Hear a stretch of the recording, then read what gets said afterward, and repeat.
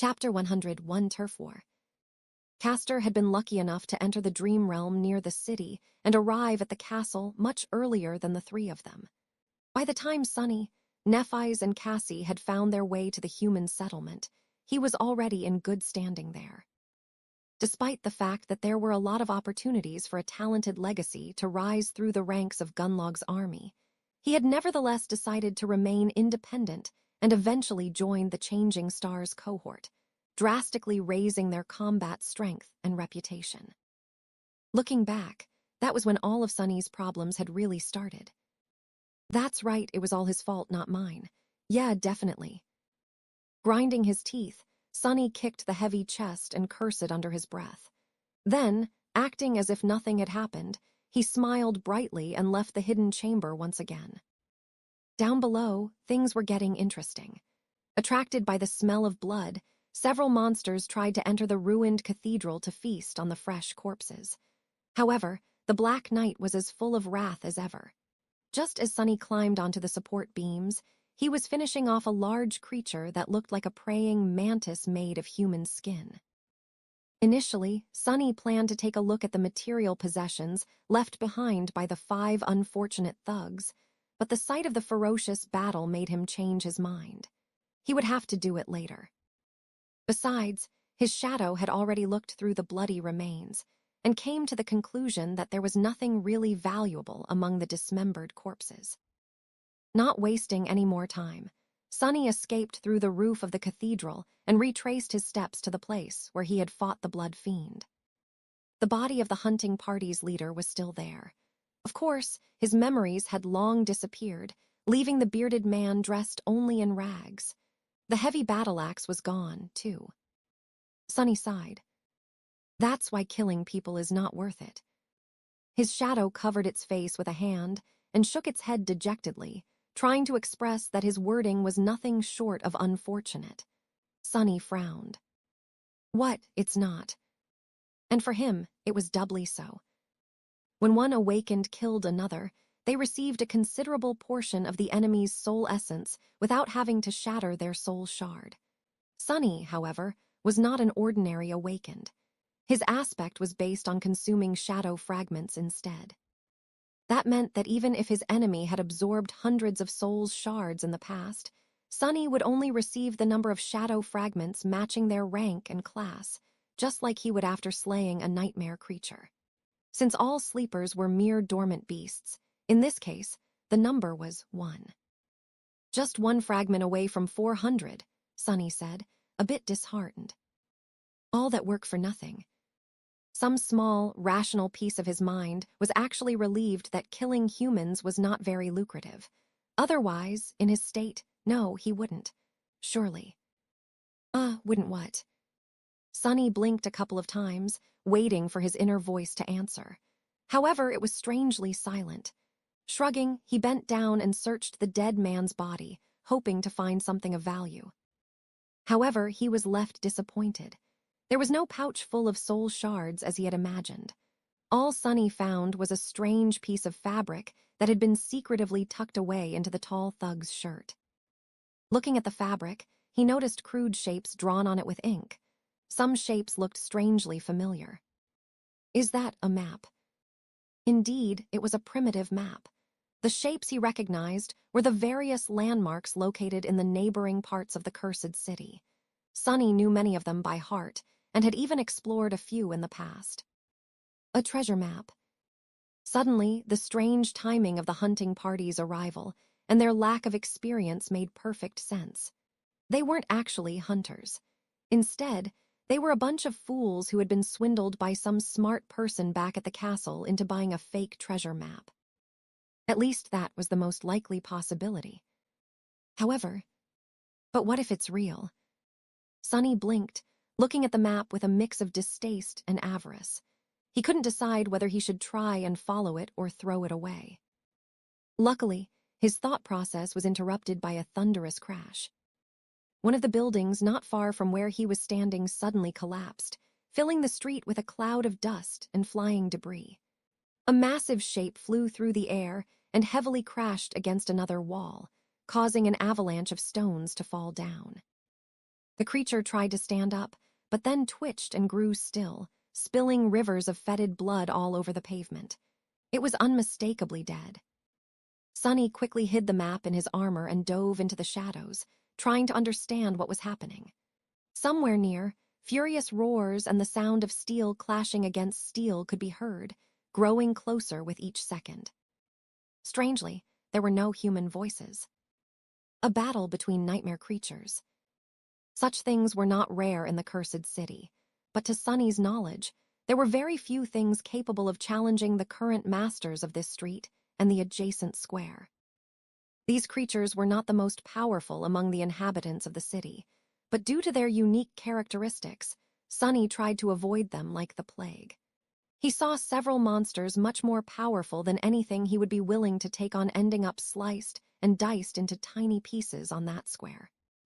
However, none of them was able to give the protectors of the square as much trouble as they were having right now, at least judging by the desperate sounds of the battle. Intrigued, Sonny decided to take a look. Hidden in the shadows, he climbed up the tall wall of an ancient building and soon arrived on its roof. Watching his footing, Sonny walked forward until he reached the opposite edge of the building. From there, he could see the wide square in all its dark glory. In the middle of the square, a moving statue was fighting against several hulking monsters. Chapter 102, Stone Saint. On a dark square surrounded by ruins of once magnificent buildings, a vicious battle was coming to an end. The remains of its solemn protectors were lying on the cold cobblestones, ruthlessly shattered into pieces. Sonny blinked in shock. They actually lost. He was really astonished. The living statues that used to guard the square were a very tough bunch. As far as nightmare creatures of the cursed city went, they weren't the most formidable in terms of size and physical might. However, their strange bodies were extremely durable and capable of withstanding truly devastating amounts of damage. Aside from that, the stalwart stone warriors were also disciplined, proficient in the use of weapons, and utterly deadly. They were able to perfectly coordinate their movements, using strategy and tactics to silently overwhelm opponents whose power far surpassed their own. Countless monsters fell to their blades. That's why Sonny had always avoided getting into a confrontation with these weird creatures. Even though they were fallen by rank, the stone revenants represented a threat that was enough to make him wary. However, now the ownership of the square was about to change hands. The bodies of the previous masters lay shattered to pieces. In death, they looked just like broken statues. Even their metal armor and weapons had turned to stone after the wielders were destroyed. There were 5 or 6 of these stone piles scattered around the square, while the attackers seemed to have lost only 3 of their numbers, including the massive monster that had been sent crashing through a building earlier. Each body towered above the dark cobblestones like a small hill. The invaders were of a type of the nightmare creature that Sonny had never seen before. These new menacing monsters looked like giant spiders with bodies covered in thick plates of wrought iron. They moved with terrifying speed and force, sending cracks running through the cobblestones with each step. There were currently 2 of them left on the square, circling around the lone surviving stone warrior. The last of the living statues seemed to be a female. Compared to the spiders, she was almost comically small in stature, standing no taller than Sonny himself. The graceful stone creature was armed with a sword and a round shield, wearing a plate armor that covered most of her body, leaving only the eyes exposed. Or rather, 2 rubies burning with crimson flames that these creatures had instead of eyes. Her armor and weapons were black in color, forged from some unknown and incredibly heavy stone-like alloy. Of course, in reality, they were made out of the same stone as their wielder. However, the dark force that had turned the granite body of this nightmare creature into the strange approximation of flesh had also turned the stone armor into metal. Currently, the last of the living statues was standing with her shield raised, the blade of the sword resting on its rim. Her head was lowered, ruby eyes silently following the movements of the 2 spider monsters. Sonny didn't know for sure, but he suspected that these spiders were both fallen beasts. In any case, the stone woman was doomed. Her enemies were just toying with her, savoring the helplessness of their victim before finishing the job. He didn't really care. In fact, he was waiting for the show. Watching nightmare creatures slaughter each other was one of his favorite pastimes, and the best thing about it was that it didn't matter who won. Come on, get her. However, in the next moment, he was surprised. In a strange turn of events, the stone monster lunged at the spiders first. Calmly striking her sword against the rim of the shield twice, she dashed forward with grim determination. The spider she was aiming at was a second too late to react.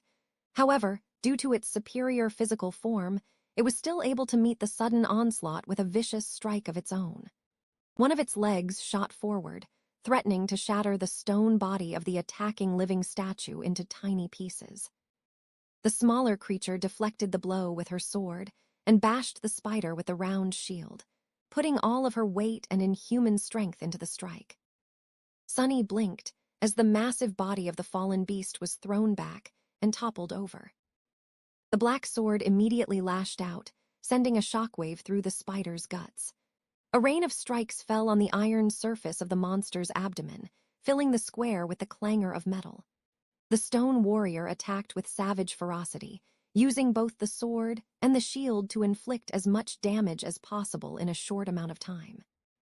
Just as the iron plate protecting the soft innards of the monster cracked, the second beast joined the fray. The following bloodbath was nothing short of horrifying. Despite the fact that the spiders were much faster and stronger, the steadfast stone wraith kept up with them for a while. Her indomitable will and ruthless resolve were enough to give the fearsome creatures pause.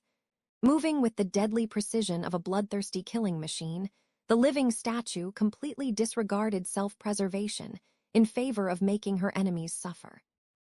It seemed as though she was determined to take them to the grave with her.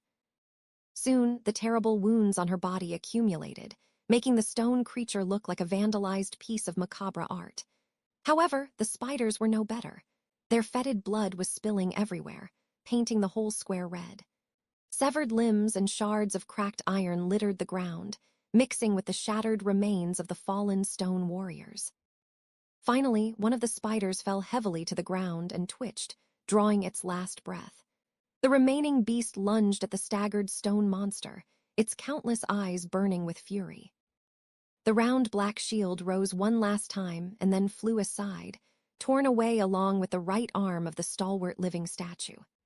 However, almost at the same time, the blade of her sword pierced through the massive beast's skull, ending its life just a moment before breaking apart and turning to stone. Sunny shook his head. What an impressive sight. A lowly awakened creature slaying two fallen beasts. Midnight Shard would have liked that fierce last stand a lot. Come to think of it, this was nothing short of inconceivable. However, the graceful stone warrior paid dearly for performing the bloody miracle. Staggering once again, she fell heavily to the ground, clearly done for. The battle for the ownership of the Dark Square was over. Nobody won. Chapter 103, Coup de Grace. As the dust settled, Sunny abandoned his hiding spot on the roof of one of the buildings surrounding the square and jumped down. Avoiding the puddles of fetid blood, he walked among the corpses littering the ground and approached the dying stone monster. The nightmare creature was lying on her back, her body battered and broken. From up close, Sunny was able to see it better. The black armor of the strange monster was slowly turning to stone. In its gaps, he could see her slightly lighter skin. It was smooth like polished granite and dark gray in color. Streams of ruby dust was flowing from the terrible wounds, looking almost like blood. Two crimson gems that served her as eyes slowly moved, focusing on Sunny. There was no particular expression in them, just tired stillness. The flames that used to burn inside were slowly dimming. The statuesque creature stared at him without making a sound.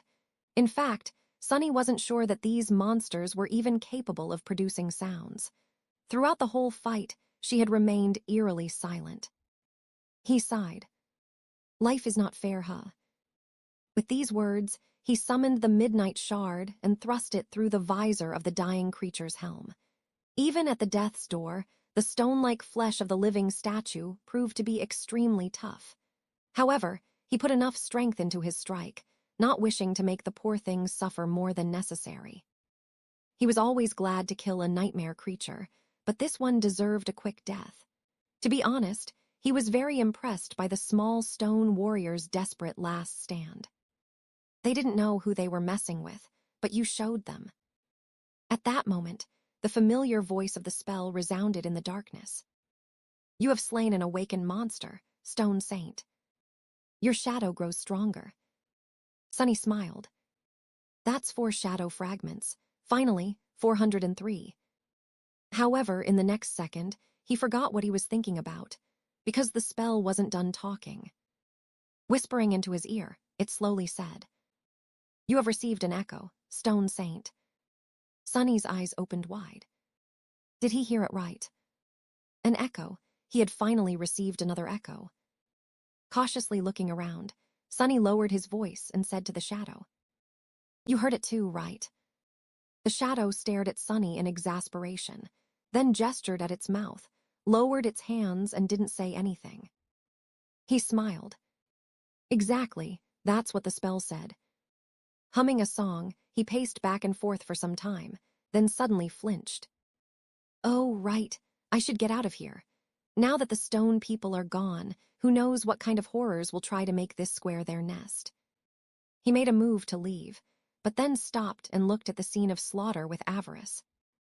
However, I really should get some mementos first. It's not every day that you stumble upon that many dead nightmare creatures before the carrion eaters arrive to feast on the corpses. This was a chance he won't get any time soon. Sunny hesitated for a few seconds, trying to decide which monsters to approach first. The spiders were obviously much stronger. If they were really of the fallen rank, their soul shards would be incredibly valuable. However, buying anything with a bunch of ascended soul shards would be very suspicious. Plus, it would take a while to find the crystals inside the massive bodies of the giant beasts.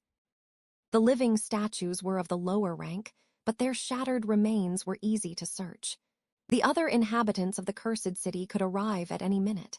So, with a deep sigh, Sunny ran to the nearest pile of shattered stones and kneeled beside it, hoping to notice the gleam of the soul shards as soon as possible. He was barely done with the second dead statue when a sudden noise made him stop.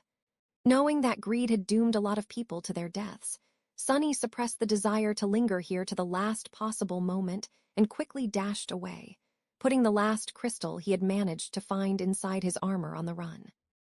Summoning the kunai, he threw it into the air and then pulled on the invisible string, making the dagger spin around a stone column. As soon as the string coiled itself around the column, he jumped and made the string contract, sending him flying up. Just like the golden rope, the invisible string that connected the kunai to his wrist was incredibly sturdy and capable of changing its length at will, which allowed Sunny to use the throwing dagger as an improvised grappling hook from time to time. Using the top of the stone column to jump even higher, he grabbed onto the cracks in the wall of one of the ruined buildings and quickly climbed up. By the time he reached the roof, the noises produced by the approaching creature were already loud enough to make him shiver. Whatever that thing was, Sunny didn't want to find out. The sound it produced while moving made him think of a giant snake one with countless mouths, each hissing the notes of a strange, maddening tune. Luckily, he left the wide square just in time to never meet that abomination. By the time Sunny had returned to the ruined cathedral, the night was already coming to the end. The eastern horizon was growing lighter, and the sound of the black waves crushing against the city wall was growing restless. Walking across the support beams stretching above the grand hall, he caught the glimpse of the marching Black Knight inside. One day, he was going to kill the bastard on some glorious day. But not this day. Today, he had other things to do. Reaching the safety of his hidden lair, Sunny put the soul shards into his treasure chest and then sat down on a magnificent wooden chair. There was an excited smile on his face. It was finally time to find out what was the difference between a normal echo and one transformed into a shadow. Chapter 104, Soul Arsenal. Not wasting any more time, Sunny dove into his soul sea.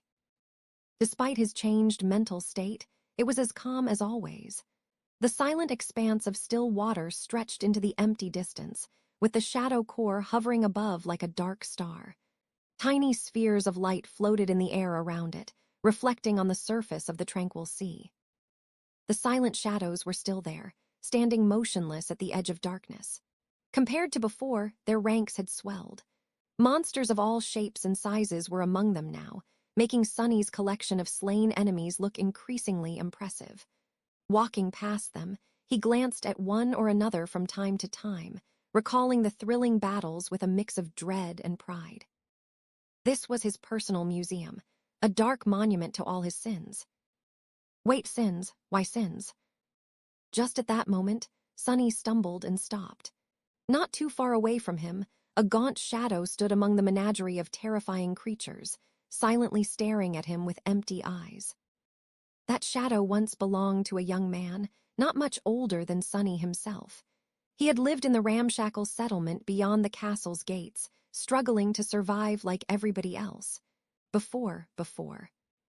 Sunny looked away. Don't you look at me like that. It was your own fault, fool. You shouldn't have asked me all those questions. Out of the 3 people he had murdered with his own hands, this kill was the only one that made Sunny feel something. Because it wasn't done in the heat of the battle or to settle a personal score. This one was done in cold blood. It was why he had to leave the castle, among other things. Sunny grimaced. I said stop looking at me. Just stay dead and don't bother me with your nonsense. Huffing angrily, he turned away. Soon he walked past the shadows of the blood fiend, the hunting party's leader, and the deadly stone saint. Glancing at the statuesque figure of the stone monster, Sunny forgot all about the gaunt shadow and smiled. He was here to take a look at her echo, after all. The prospect of having another echo under his command was already very exciting. The loyal and strangely personable scavenger had been of great help to Sunny in the past, tremendously increasing his combat performance.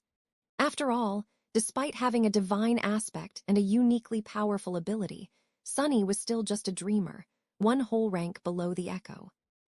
The scavenger, however, was merely a beast, while the stone saint was a monster.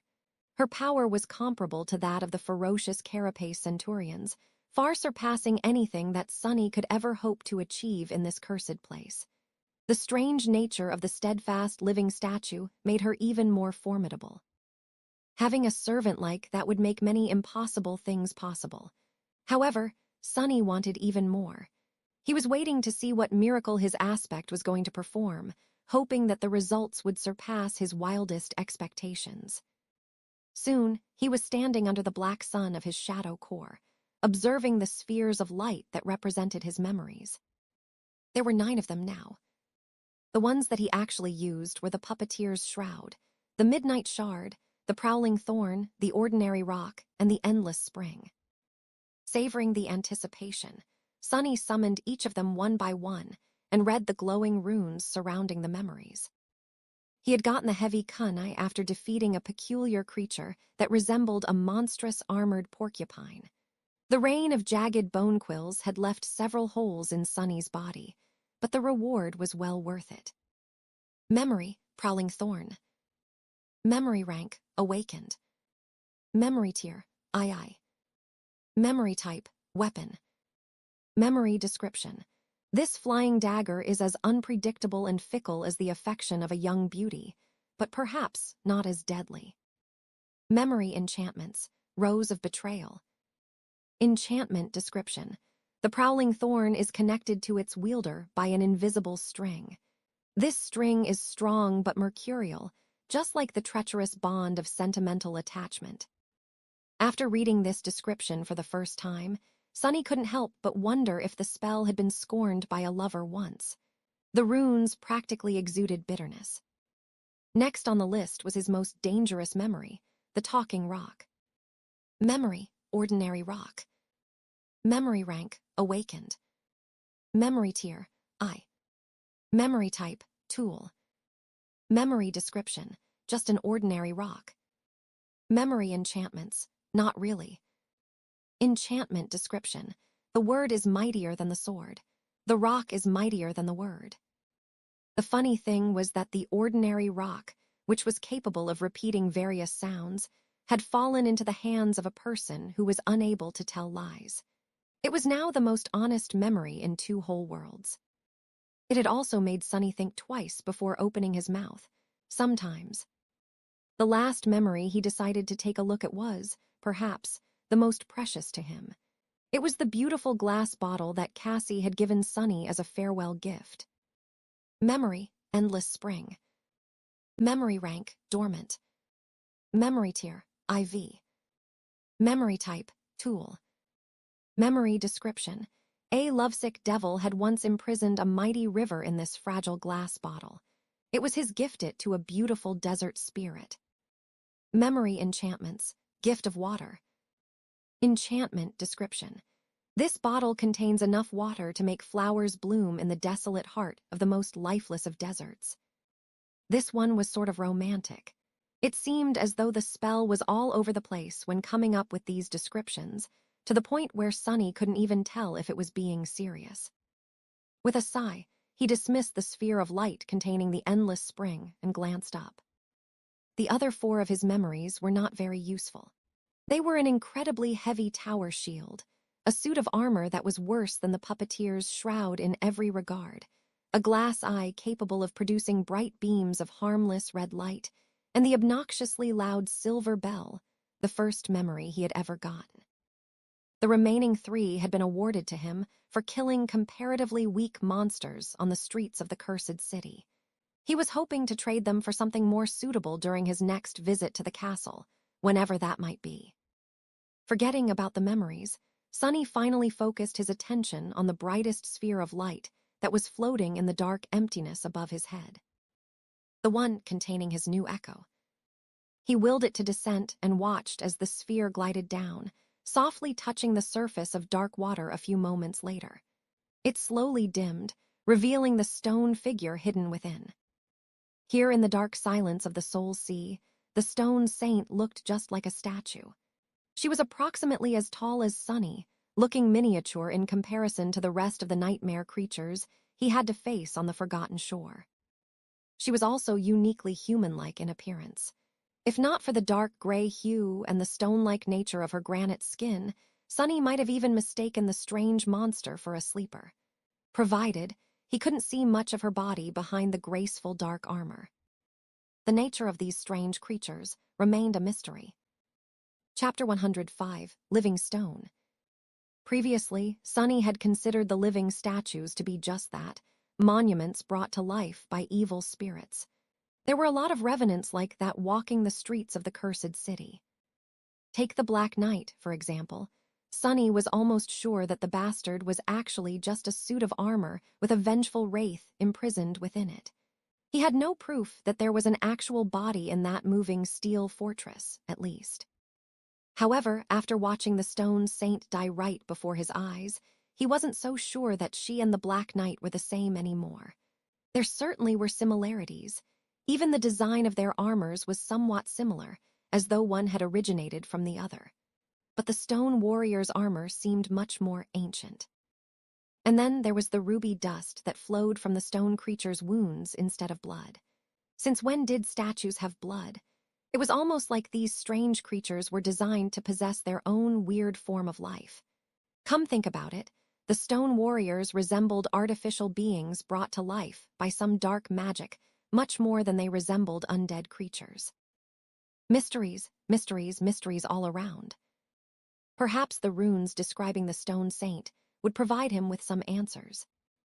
The echo, meanwhile, was coming to life. 2 magenta flames ignited in her gemstone eyes. The stone of her armor suddenly gleamed with subtle metal shine. The smooth surface of her granite skin turned slightly less rigid. Silently turning her head, the saint gazed at Sonny through the narrow split of her helmet's visor. Let's see. He concentrated on the runes. Echo, stone saint. Echo rank, awakened. Echo class, monster. Echo attributes, battle master, stalwart, mark of divinity. Sonny blinked. Mark of divinity. That was the same as his original attribute. What business did a nightmare creature have walking around with the traces of divinity left in its evil, corrupted soul? And what with these other attributes? Battle Master Attribute Description. Born on the battlefield, the Stone Saint is proficient in all forms of combat. Stalwart Attribute Description. The Stone Saint is highly resistant to all forms of damage, as well as being fully immune to mind and soul attacks. Bewildered, Sunny shook his head. No wonder these silent stone warriors were so deadly. They were literally a bunch of killing machines created to last as long and deal as much damage as possible on the battlefield. But who had created them? Leaving the attributes alone, he lowered his gaze and read the next line of runes. Echo Description.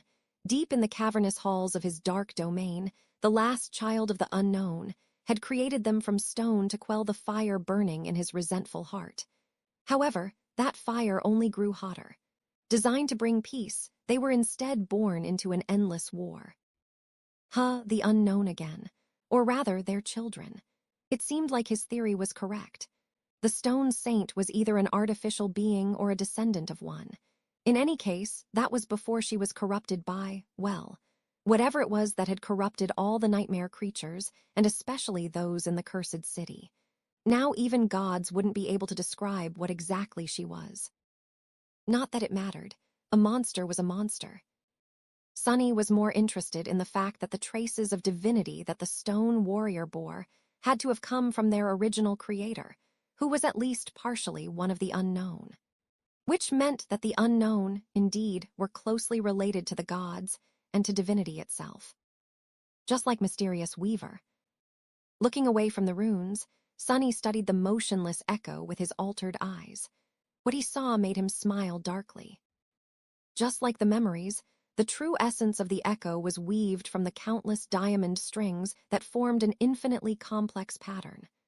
Only in its case, the pattern was even more elaborate, dwarfing anything that Sunny had previously seen. 2 embers were burning inside the Stone Saint's body, serving as anchors for the endless strings. One of them was situated in the place where her heart should have been, the other in the lower part of her abdomen. Sunny closed one eye and looked more closely. And there, behind the shining pattern of the diamond strings, he noticed another, much more primitive and crude system of adamantine threads. They pierced the stone flesh of the echo, resembling a human nervous system. These strings were also seemingly made from diamond, but they were much less ethereal. In fact, they were entirely corporeal. Sunny frowned. Makes sense, that makes sense. Wait, how does it make sense? The memories and the echoes were created by the spell. They were artificial. The Stone Saint, too, was artificial, but in a much more mundane sense. She was made by a child of the unknown, just like her echo was made by the spell.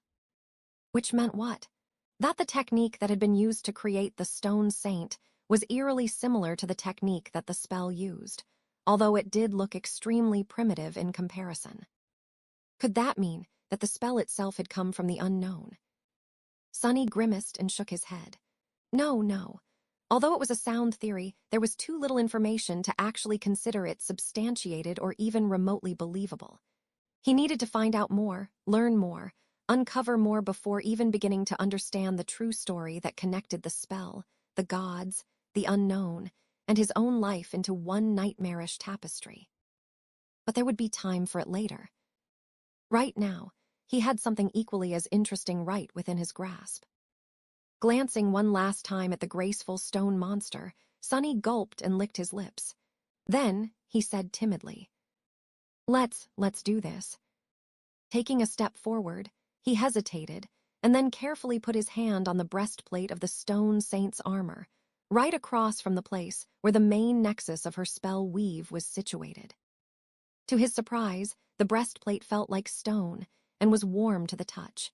It was as though a furious crimson flame was burning inside the nightmare creature's chest. As soon as Sunny touched the echo, a new string of runes appeared in the air in front of him. Transform echo into a shadow. He hesitated, once again afraid to make the choice. What was he going to do if the process made the Stone Saint weaker or even useless? Trying not to think of this possibility, Sunny sighed and forced himself to say, "Yes." An imperceptible change happened to the Soul Sea, as though a gust of wind suddenly appeared out of nowhere. The tranquil dark water seemed to simultaneously stay still and move restlessly. Then, a sudden pressure came from somewhere above. Raising his head, Sunny saw two dark beams descending from the depths of the shadow core. One of them fell on the Echo, while the other landed on one of the silent shadows that stood motionlessly behind his back, as though connecting them together. Bathed in the dark light, the shadow of the dead stone, Saint slowly dissolved into it. And then the Echo began to chain. Chapter 106, Creating a Monster. Under Sunny's watchful eyes, the Echo began to change. The light falling from the shadow core seemed to seep into the flesh of the stone creature, making it shine with dark radiance. Wisps of shadowy fog emanated from beneath her impervious plate armor, slowly merging with it. It looked as though the stone saint was engulfed in ghostly black flame, being remade by it. What little color there was on her body was washed away and replaced with nothing but darkness. Only two crimson fires burning in her ruby eyes remained, slightly changing their hue and becoming more menacing. Of course, all these changes were happening on the surface. If not for the traumatic transformation that Sunny had gone through to inherit a part of Weaver's forbidden lineage, this would have been all he saw. However, with his eyes altered by the agony of consuming the drop of divine blood, he was able to see much more. Beneath the surface, the essence of the Echo was being changed as well, in a way much more fundamental than its outer appearance. The shining embers that served as anchors for the weave of diamond strings had lost their radiance, becoming as transparent and empty as the shadow core itself. The diamond strings were gone, replaced by a sea of darkness. That darkness had a form, a shape that perfectly followed the lines of the stone saint's body. It was as though a living shadow was now inhabiting it, usurping the role that had been played by the pattern of the sorceress strings once.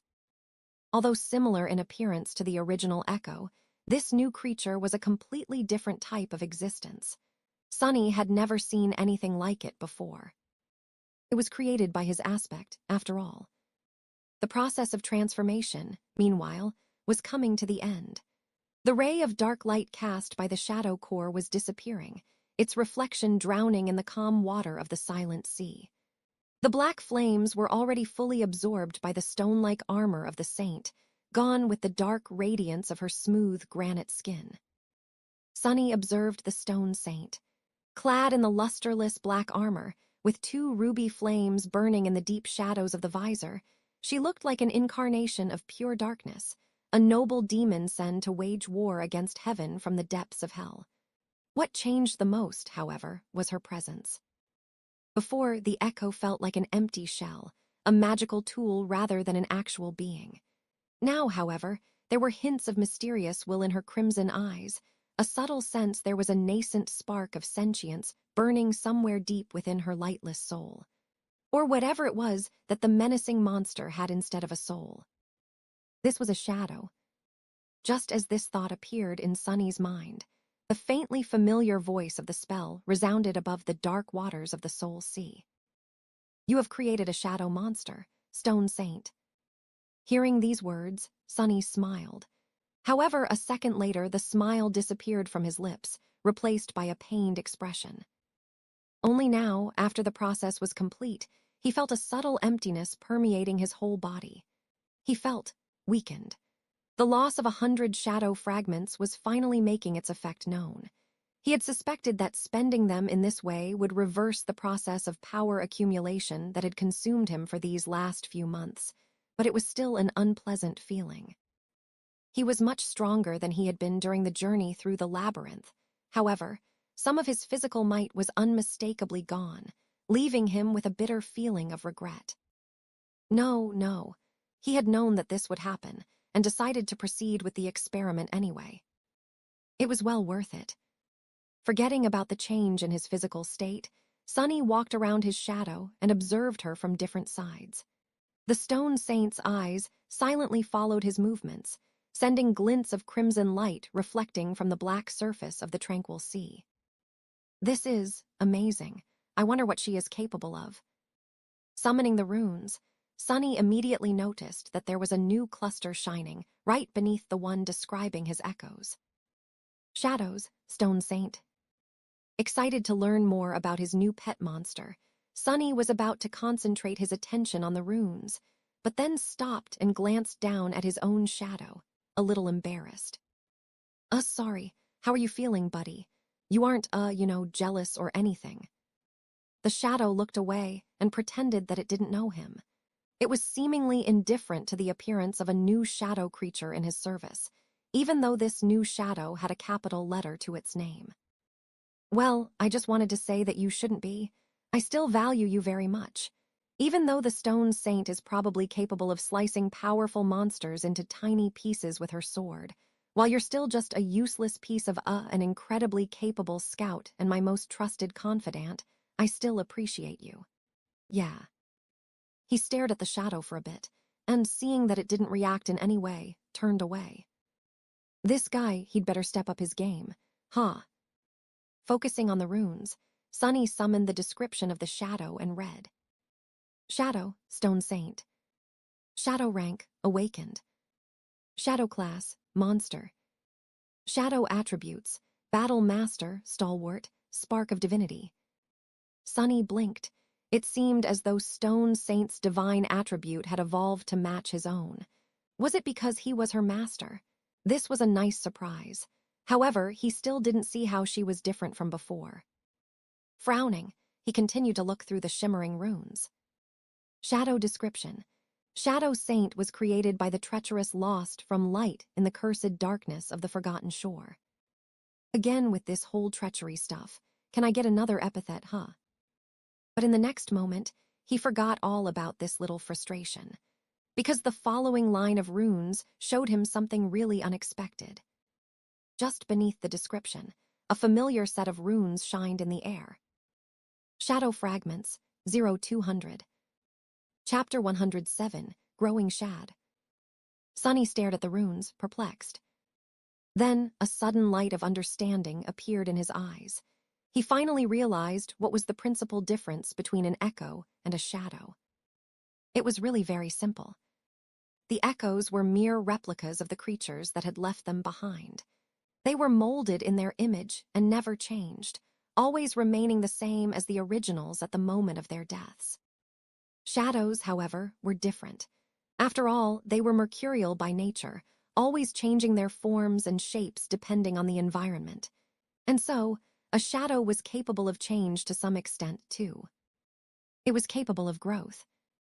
His eyes widened. By slaying nightmare creatures, he was able to absorb their shadow fragments and become stronger. Eventually, his shadow core was bound to evolve, turning from dormant to awakened and beyond. The jump in power that came with this evolution was nothing short of unmatched. Granted, he wasn't sure about the particular details of this process, not to mention that, as a human, he could only become an awakened after returning from the dream realm into the real world, which was impossible to do in this god-forsaken place. He also didn't know what would happen if he actually managed to accumulate the 1,000 shadow fragments that the runes demanded. But no matter what happened, if he were to continue walking forward on the path of the awakened, he would eventually outgrow his memories and echoes, rendering them weak and useless against the enemies of the comparable rank. He would then be forced to discard them and try to find suitable replacements, with no guarantee whatsoever that he would actually succeed. This problem was not as dire when it came to memories, which were comparatively easy to get. The echoes, however, were exceedingly rare. Once an echo grew too weak to accompany its master, replacing it was an extremely tall task. But shadows were capable of growing with him, becoming more powerful just as he grew more powerful. As long as Sunny was willing to put in the work, his shadow would never fall behind. The possibilities that this simple quality opened up were truly endless. It was enough to completely change his plans for the future. In the past, Sunny always envisioned himself as the main force on the battlefield, only relying on memories and a stray echo or two to support him. That was because echoes of higher ranks and classes were so unimaginably hard to come by. Although much more rare than memories, there were still many dormant echoes around, and a fair number of awakened ones too. They were mainly shared among masters and saints, who were capable of defeating the nightmare creature of these ranks with comparative ease.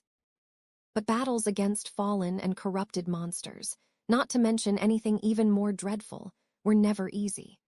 As such, there were not enough trophies brought back after killing creatures of their kind to make the idea of acquiring an echo of a higher rank a realistic possibility. For everyone, except for Sunny, he could slaughter weaker monsters, get lesser echoes, and then cultivate them into unstoppable beasts of slaughter. Not bound by the laws of probability and diminishing chances, he could slowly build an army of powerful shadows to fight his battles for him, and then watch them destroy his enemies from a safe distance while sipping on a cocktail. That's what rich people drank, right? Not to mention that monsters were not bound by the need to pass nightmares to raise their rank, at least not to Sunny's knowledge. To be honest, he had no idea how nightmare creatures evolved their cores. Carapace Demon had seemed to do just fine just by eating the fruits of the soul tree and slowly absorbing large amounts of soul essence. In any case, there was a possibility that he would be able to make the Shadow Saint much more powerful than he himself had the chance to become on the Forgotten Shore. Perhaps even powerful enough to make his life here truly tolerable. Looking at the Shadow with excited sparks dancing in his eyes, Sunny grinned from ear to ear. You and I are going to accomplish great things together, buddy. If his own shadow wasn't worried about its place in his heart yet, it would be smart to start worrying about it right about now. The question that was consuming Sunny's thoughts now was this: how, exactly, was he supposed to feed the Shadow Saint with fragments? If he could simply transfer some of his own to her, he would do it without a second thought, even though that would diminish his personal strength even further. However, there seemed to be no way to do so. No amount of looking at the runes, touching the silent stone creature, or trying to talk to the spell did the trick. Sunny even asked for advice from his own shadow, but that guy was in no mood to talk. The scornful word traitor was written all other his expressionless dark spot of a face. At least that's what Sunny read from it after being met with the silent treatment. In all the excitement, he failed to remember that the shadow was physically unable to speak. Scratching the back of his head, Sunny paced around the soul sea and tried to come up with a reasonable way to stuff some shadow fragments inside the taciturn stone monster. Well, the most obvious answer is to go and make her kill some nightmare creatures. However, will it work? When my loyal scavenger killed something, it was I who received the fragments, not him. Wait, him? Did Cassie infect me with her childish desire to assign human qualities to everything? It not him. It was I and not it. Right, that's better. Wait, what was I talking about? Glancing at the outside world, Sunny frowned. It was currently the day there. Usually, he would be sound asleep by now. Going out during the day was dangerous. He would have to walk outside the shadows, allowing all kinds of fallen horrors to lay eyes on him. He only survived for so long in this hell by being extremely cautious, cowardly, and only hunting during the night. He paid a harsh price to learn these lessons, almost losing his life in the process. But still should he risk it? Chapter 108 Test Dummy. Still undecided, Sunny dismissed the stone saint. He was curious to see if the slumbering shadow would become a sphere of light, just like an echo would. However, she did not. As soon as he gave the command, the ornate armor of the stone creature was immediately engulfed in black flame, and with a gust of ghostly wind, she was gone. It seemed as though the shadow was returned into the embrace of the shadow core that had created her, and was now sleeping in its depths, bathed in the invisible waves of nurturing dark flames. Sunny scratched the back of his head. So, the shadows literally dwelled within the deepest part of his soul. He didn't really know how to feel about this, but felt that it was strangely fitting. He was a child of shadows himself, after all. With a thoughtful sigh, Sunny emerged from the soul sea and looked around his secret lair. Outside the ruined cathedral, the sun was shining above the cursed city. but none of its rays could reach this tranquil hidden chamber. Sunny suspected that once, long ago, the secret room served as the private quarters of a venerated young priestess who performed sacred rites in this temple. He had found some of her things in the modest wardrobe that was hidden behind a stone panel, somehow preserved in pristine condition despite the thousands of years that had passed since the city had fallen to the curse of darkness. If not for the lamentable disparity of their genders, he would have had a whole collection of clothes to wear, instead of spending every waking hour dressed in the same good old puppeteer's shroud. There were limits to the amount of abuse that even a fifth-tier armor could withstand. However, in a sense, he was lucky. At least his armor was made out of soft fabric. It would have been much worse if he had to wear a suit of plate armor or a rusty chainmail instead. That priestess, of course, had not used the same extravagant method to enter her private quarters. There actually was a doorway that led outside the room and into a concealed corridor that ended with a narrow stairwell. However, the stairs had long collapsed, leaving only a deep vertical shaft behind. This was Sunny's route of escape in case someone or something would find his lair. Standing up from the magnificent wooden chair, Sunny paced around for a bit and then lighted the fire under a makeshift stove, planning to make himself some late supper. The orange flames illuminated the hidden chamber, sending shadows dancing on its walls. Oh, right, I never got fresh meat. The night was so eventful that he had completely forgotten the initial purpose of his hunt. Throwing the last few strips of meat on the grill, he seasoned them with salt and sighed once again. The desire to simply venture outside and get into a fight with the nearest nightmare creature seemed more attractive with each minute. No, that's how you end up dead. To distract himself from these seductive thoughts, Sunny decided to summon the stone saint into the material world and perform a few experiments in the safety of his secret lair. Standing up, he willed the shadow to appear. The secretive chamber was submerged in deep shadows. His own was hidden in one of them, standing with its arms crossed on the cold stone wall. In Sunny's vision, it appeared as a silhouette made from a deeper shade of black. Usually, an echo would appear in front of the summoner, weaved from the countless sparks of moving light. However, the stone saint entrance was completely different. Instead of materializing out of thin air, she stepped out of his shadow like a sinister dark night. Wreathed in darkness, her elegant figure emanated a sense of danger and foreboding. First, two ruby eyes ignited in the depths of the shadow. Then, the darkness came to life and surged forward, taking the form of the deadly stone monster. The sole of her stone-like soleret touched the floor with a loud clang, and a moment later, the shadow saint was standing in the middle of his room, her hand resting on the pommel of her sword. Sunny grimaced, feeling a slight headache. So, the shadow was hiding in a shadow, and then the shadow came out of the shadow to stand with it in the shadows. This is starting to get out of hand. I really need to come up with better terminology. He felt that this was a vital problem, but no suitable words came to his mind. Glancing at the silent duo, Sunny hesitantly asked, "Any ideas?" Sadly, both his shadow and his shadow were mute and unable to voice their opinions even if they wanted to. Left with no assistance whatsoever, Sunny sighed. "All right, I'll think of something later. For now, let's see what you're capable of." Summoning his shadow, he wrapped himself in its comforting embrace and faced the stone saint, preparing to test her strength. Inhaling deeply, he focused and gave the menacing monster a command. "Strike me." Sunny expected that the shadow would hesitate for a moment, maybe even requiring some persuasion to turn on her master. Instead, the stone saint immediately leaned forward and punched him in the chest without a second thought. With his physical prowess enhanced by the shadow, Sunny was sure of his ability to withstand one blow from the awakened monster, at least to a certain degree. However, he was wrong. So wrong.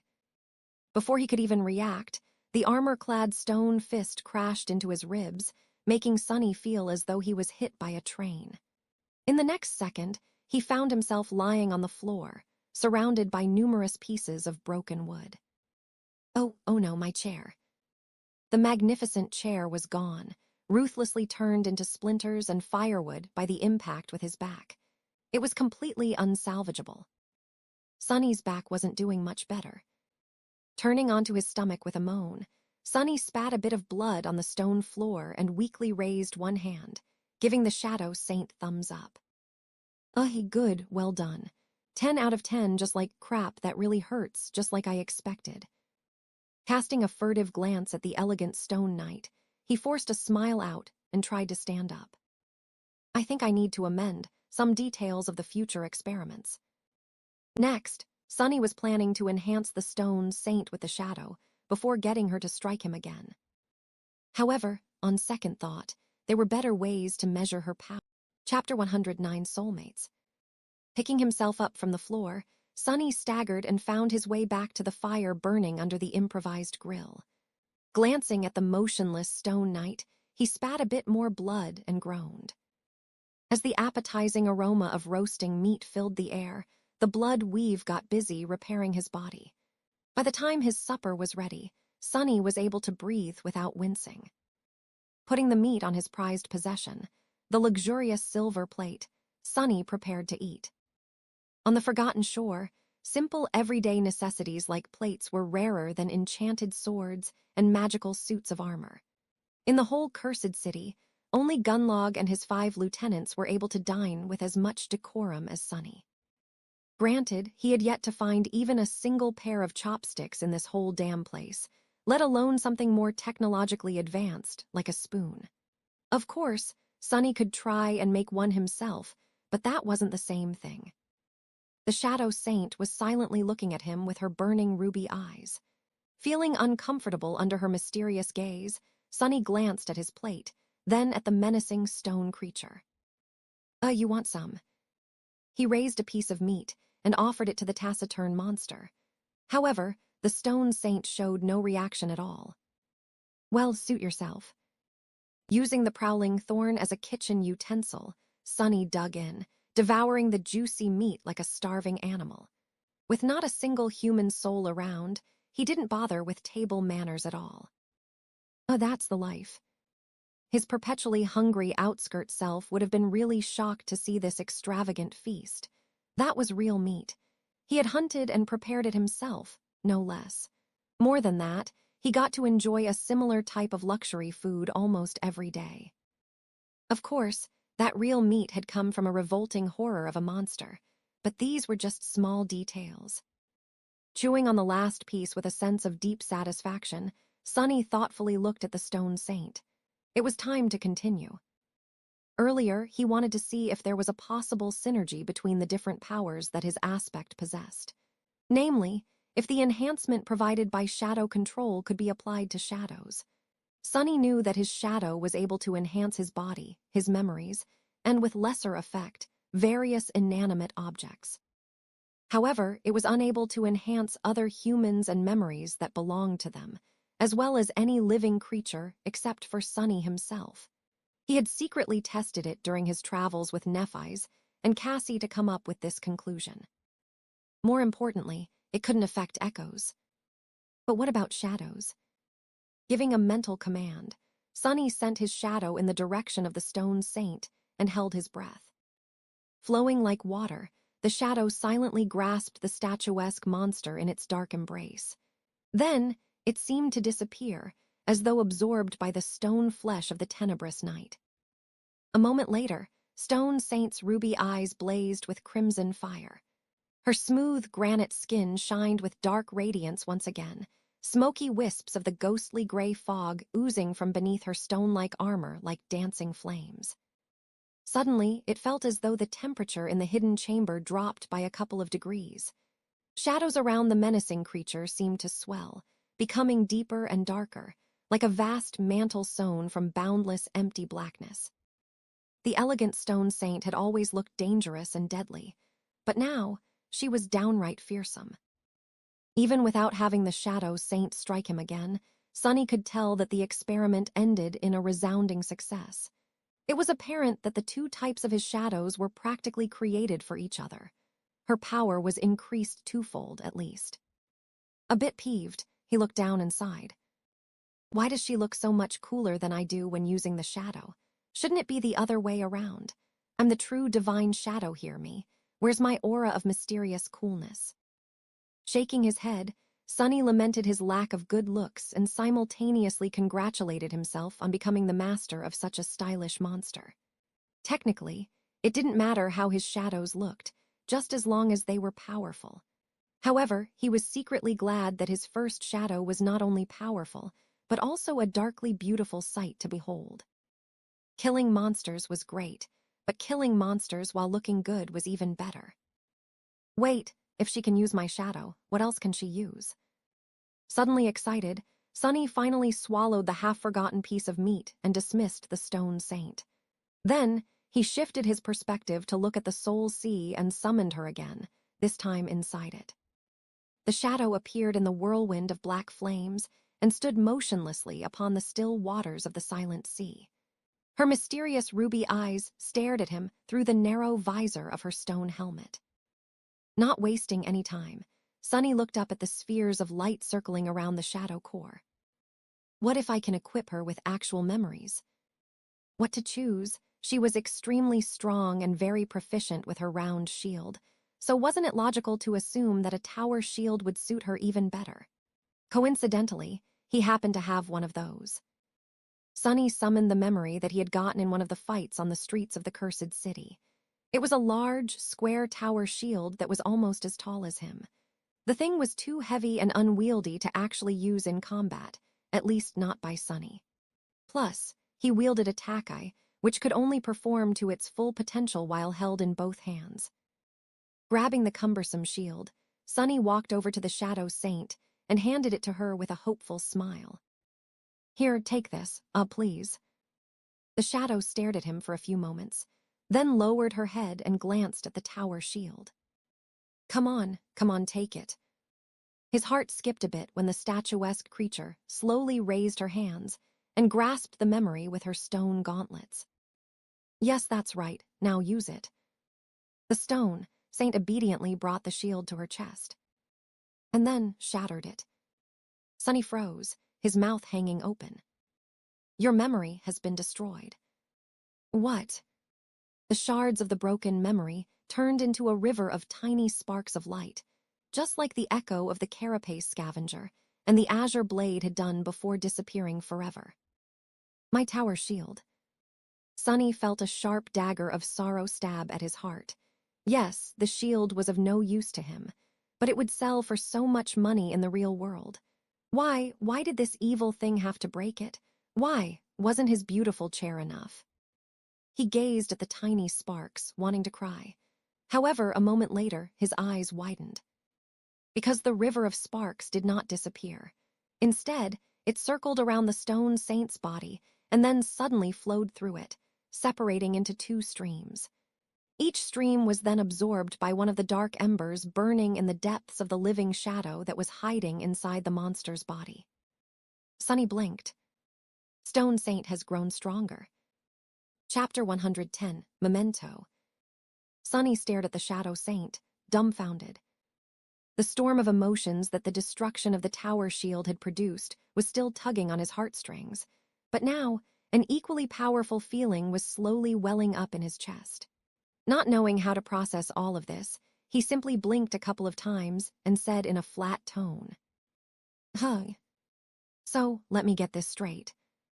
He gave the shield to his pet monster, hoping that she would be able to use it. And she did, sort of. It's just that instead of wielding the memory, she ate it. Sonny hesitated for a few moments, wondering if he had finally lost it. But no, the echo of the spell's voice was still resounding above the dark waters, whispering the same phrase over and over again. Stone Saint has grown stronger. With a heavy sigh, Sonny summoned the runes and found the description of the shadow. Down at the very bottom of it, the runes were slightly changed. Shadow fragments, 2/200. A wild gleam appeared in his eyes. 2 fragments. He had received the memory of the tower shield after slaying a particularly hardy wraith, who, despite its frightening appearance, had turned out to be merely an awakened monster. For killing it, Sonny himself had received 4 shadow fragments. But that was because his own shadow core was dormant, and as such, he always got double the reward in battles against creatures of the higher rank, 2 for each soul core that an awakened creature possessed. The Stone Saint was such a creature herself, so it was logical to assume that she would not receive the same treatment. The tower shield had come from a monster with 2 awakened cores, so she received 2 fragments for consuming its memory. Which meant that, with a fire of excitement burning in his eyes, Sunny hurriedly summoned another memory. A disgusting eye with a menacing vertical pupil appeared from the dissipating brightness of the descending sphere of light. That eye came from a basilisk-like creature that Sunny had killed a few weeks ago. To survive the battle, he had to fight it with his own eyes closed, relying solely on the shadow sense to move through the rubble and dodge the attacks of the deadly beast. In the end, he had beheaded the vile thing with a slash of his swift blade seconds before being ripped apart by its claws. It was a fine test for his nascent combat skill. Sadly, the memory came with none of the powers that the actual beast had possessed. It was only capable of producing a harmless beam of red light, which could only be used for creating mood lighting, at least in the case of Sunny, who could see in the dark. Grabbing the eye, he held it out for the Stone Saint to take. The shadow grasped the disgusting thing, brought it to her chest, and then crushed it in her armored fist. Once again, the memory disintegrated into countless tiny sparks of ethereal light, which were then absorbed by the darkness hiding inside the elegant creature's body. Stone Saint has grown stronger. Sunny grinned, then threw his head back and laughed. So that's how it was. The shadows fed on memories. They consumed them to receive power, just like he killed nightmare creatures to consume the remnants of their shadows. To make sure, he glanced at the runes again and saw exactly what he had expected to see. Shadow fragments, 3/200. Tier 1 awakened memory, 1 fragment. Makes sense. Giddy with anticipation, Sunny summoned the next memory. A bulky suit of rusty plate armor appeared from the sphere of light and hovered in the air in front of him. This one he had received after burning the towering nest of monstrous, flesh-devouring termites to the ground. Creating a bonfire in the absolute darkness of the Forgotten Shores night was a dangerous endeavor, but he had hoped to receive hundreds of shadow fragments by eviscerating the whole swarm of these tiny gluttonous creatures. Judging by the amount of bones littering the ground around the nest, they were a real plague. Sadly, the entire colony had turned out to be a single demonic being, landing him only 6 fragments. He even had to retreat without collecting the soul shards from the smoldering remains of the hive, scared away by the approach of several fallen horrors that had been attracted by the bright flames. The memory was of little consolation, since his own puppeteer's shroud was superior to it in all regards. But now, finally, it could be of use. The Stone Saint devoured the armor just like she had devoured the over 2 memories. Once again, the spell announced that the shadow monster had grown stronger. The runes changed again. Shadow fragments, 6/200. Every time the numbers changed, Sunny felt a deep sense of satisfaction. His menacing Stone Knight was becoming more fearsome with each second. He suspected that gambling addicts felt something similar in the throes of a rare winning streak. Caught in the moment, he grasped the next memory, but then stopped and stared at the small silver bell that lay silently in his hand. This one was the first memory he had ever received, barely holding on to life in the bitter cold and terror of the first nightmare. It was the weakest memory he had, but also the most meaningful. Sunny had killed one human to receive it, and had used it to kill another. The silver bell was a reminder. With bleak eyes, he read the runes that shimmered in the lightless emptiness of his soul. A small memento of a long-lost home, which once brought its owner comfort and joy. Suddenly drained of the excitement that had been consuming him just a few moments ago, Sunny sighed heavily and dismissed the memory. There was a dark expression on his face. Glancing at the motionless shadow saint, he turned away. That's enough for today. Ah, what a long day. I think I'll go to sleep now. Leaving the soul sea, he stood silently for a few minutes, then slowly walked to his bed and fell on it. Dismissing the puppeteer's shroud, Sunny wrapped himself in the blanket and closed his eyes. He was so tired. Chapter 111, Lesser Creature. Sunny woke up from the oppressive feeling that drowned the whole world. The sunset was drawing near, and with it, the abyssal shadow of the crimson spire had once again fallen on the cursed city. The distant spire could be seen from anywhere in these somber ruins, looming over the forgotten shore like an eternal dark omen. It was cyclopean and unimaginably high, with its roots growing from the endless sea of crimson coral, and its peak lost somewhere beyond the veil of gray clouds. In these past few months, Sunny had gotten accustomed to its presence and learned to not pay it any attention. Thinking about the spire was a sure road to madness. After all, somewhere inside that inconceivable structure lay their only hope of ever returning home. And hope was a poison. Yawning, Sunny stood up and stretched his arms. His good mood, which he had momentarily lost for some strange reason, was already returning. Now that he had some time to put the events of the previous night into perspective, he understood even more clearly how amazing his luck had been recently. The acquisition of the Stone Saint and her following transformation into a shadow were nothing short of miraculous. His life was about to change for the better. However, Sunny had to think things through thoroughly. He was in uncharted waters in regards to how to cultivate his pet monster. The initial excitement he felt after realizing that the Shadow Saint was capable of consuming memories to collect shadow fragments was gone. In its place, there now was a series of uncomfortable questions. Sunny had spent somewhere around 6 months on the Forgotten Shore. In all this time, he had only been able to collect 3 memories that were suitable to be fed to the shadow, giving her mere 6 shadow fragments. With the current speed of progression, he would have to wait for 16 full years to see his labor bear fruit, and find out what exactly was going to happen once the Stone Saint had accumulated all 200 shadow fragments that the runes demanded. Even among the elites of Gunlog's army, there was no one who had survived on the Forgotten Shore for more than 10 years. The king of the castle himself had only been here for 8, and only lived that long in large part due to luck. Granted, Sunny's battle ability would grow dramatically once the deadly Stone Knight was added into the equation, but still, it was too long. He had to think of something.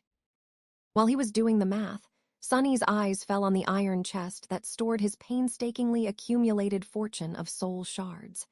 Distracted, he froze for a few moments, then hesitantly approached the chest and stared at its lid. By the standards of the Forgotten Shore, he was an incredibly rich man. His fortune could buy him a lot of things in the castle, from comparatively simple to increasingly rare and hard to come by. Some of the things that could be easily bought in that pit of despair, he didn't even want to think about.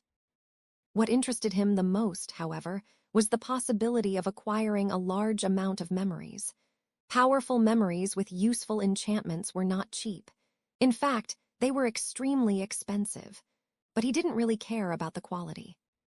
Since Stone Saint could get the same amount of fragments from the most useless of memories, all he needed was quantity. If he were to spend all of his shards, her power would instantly leap by a considerable amount. In the future, he would be able to cultivate the shadow at double the speed. 2, half of the materials coming from the memories he would be acquiring from slaying monsters. The other from the memories he would be buying with the soul shards the monsters had left behind. That would potentially reduce the overall time frame to a somewhat sensible period. However, there was a big problem with this plan. Once Sunny began to spend a large number of soul shards, he would inevitably draw a lot of attention. Dealing with random daredevils who would try to rob him, while not pleasant, was not a big problem. But if Gunlog himself were to become interested in his exploits, that would spell disaster. And then there was Nephi's, whose presence made any sort of planning futile for reasons that only she and Sunny knew. Everyone else seemed to be blind and deaf to the truth, which was the source of the problem. Sunny frowned and turned away from the chest. I might come back to this idea later, but first, I'll have to check if consuming memories is the only way for a shadow to grow stronger. He still wanted to know if the stone saint could absorb shadow fragments by slaying nightmare creatures, just like he could. Some time later, Sunny was cautiously moving through the stone maze of the Forsaken City. Able to become one with the shadows, he had a certain advantage over anyone else who would dare to explore these cursed ruins in the absolute darkness of the night. However, even he was always just one step away from death.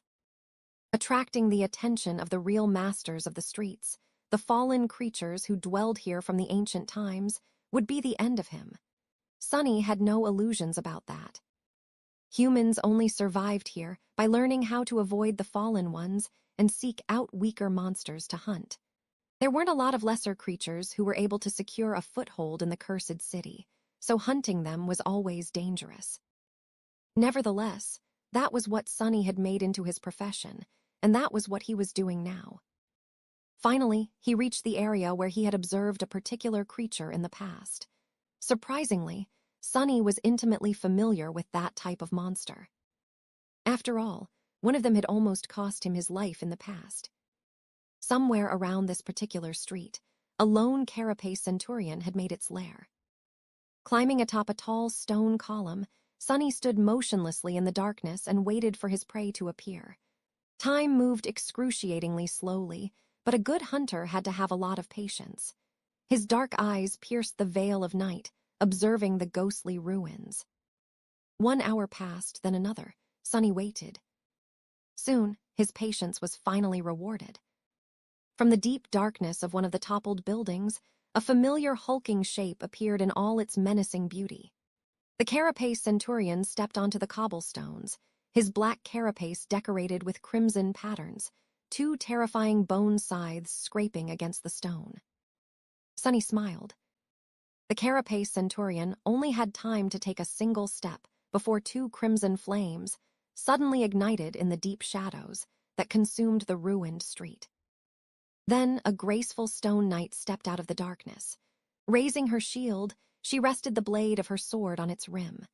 Wisps of ghostly gray fog were seeping from under her armor, a strange dark radiance emanating from her skin. The darkness around seemed to move, as though wanting to embrace her like a dark mantle. The 2 monsters, one massive and savage, one small and steadfast, froze opposite each other. And then all hell broke loose. Chapter 112, Duel of the Monsters. Just like in the battle against 2 fallen beasts, the stone saint attacked first. Striking her sword against the rim of the shield twice, she dashed forward without fear or hesitation. Of course, Sunny was not sure if shadows were even capable of feeling fear. The carapace centurion reacted swiftly and savagely, lunging at her in a furious onslaught of adamantine chitin and jagged blades.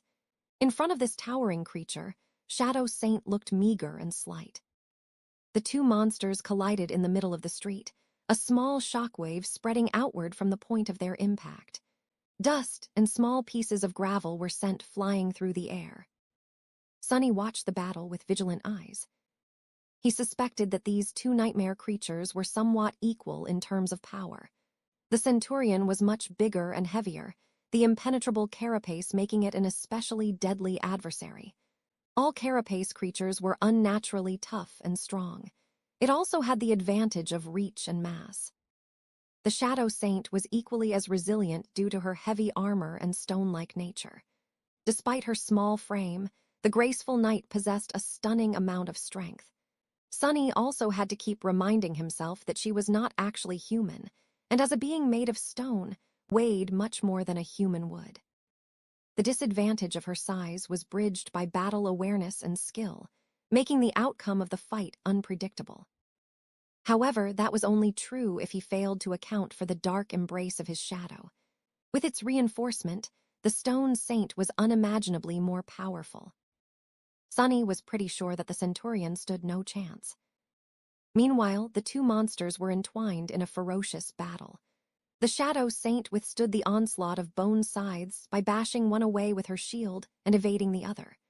Not losing her momentum, she brought the shield down and slammed its edge into the centurion's carapace, causing the hulking creature to stagger. The force of the impact was so grievous that it sent cracks running through the impregnable carapace. Sonny marveled at the sight, congratulating himself on the decision to not test the augmented monster's strength on himself.